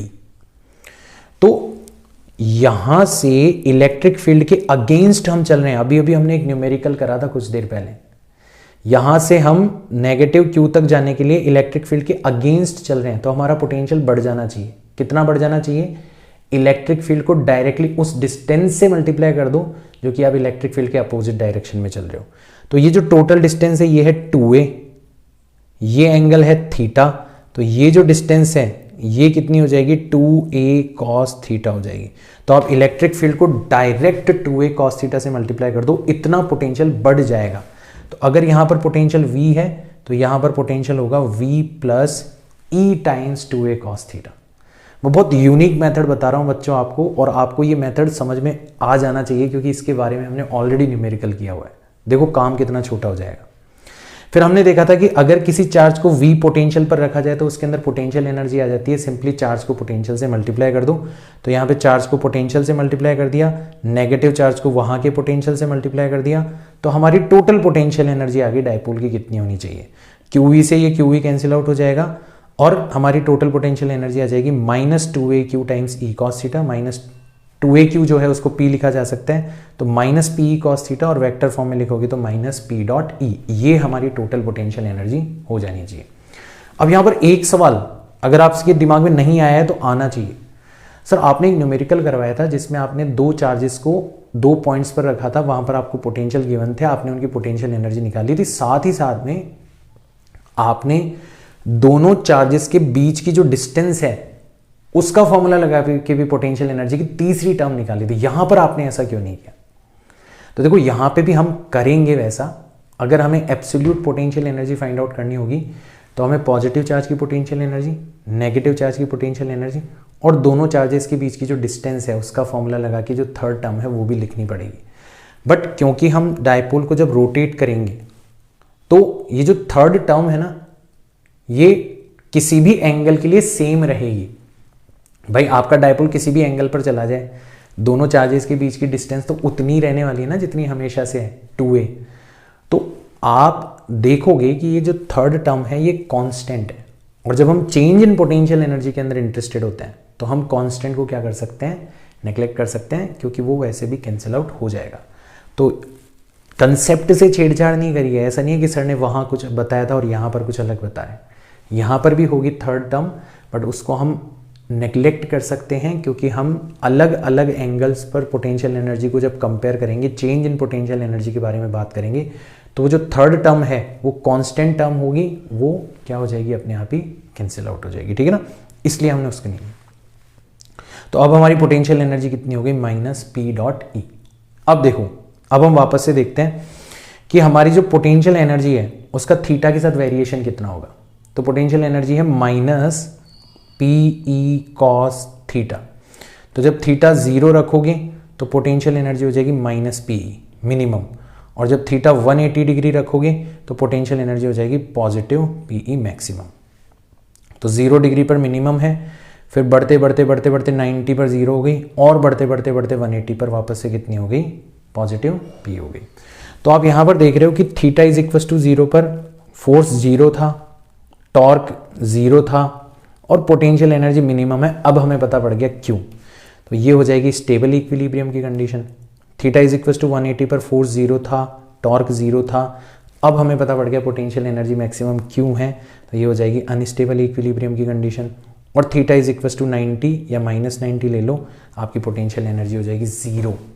पोटेंशियल एनर्जी 0 है। कोई बच्चा बोलेगा कि बताओ डायपोल के लिए पोटेंशियल एनर्जी मिनिमम कहाँ होती है, तो बच्चों को लगता है 90 डिग्री पर मिनिमम होती है, क्योंकि 90 पर 0 होती है। पर 0 से नेगेटिव में भी जा रहे हो आप, तो इसको ध्यान रखना।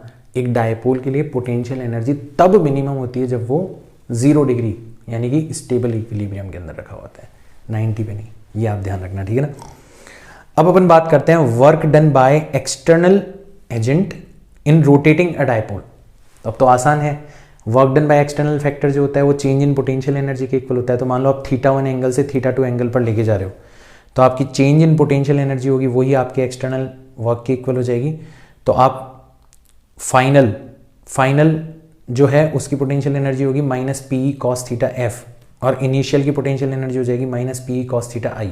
ये माइनस माइनस प्लस हो जाएगा, तो अल्टीमेटली आपका फॉर्मूला आ जाएगा pe cos θi minus cos θf। एक क्वेश्चन कर लेते हैं।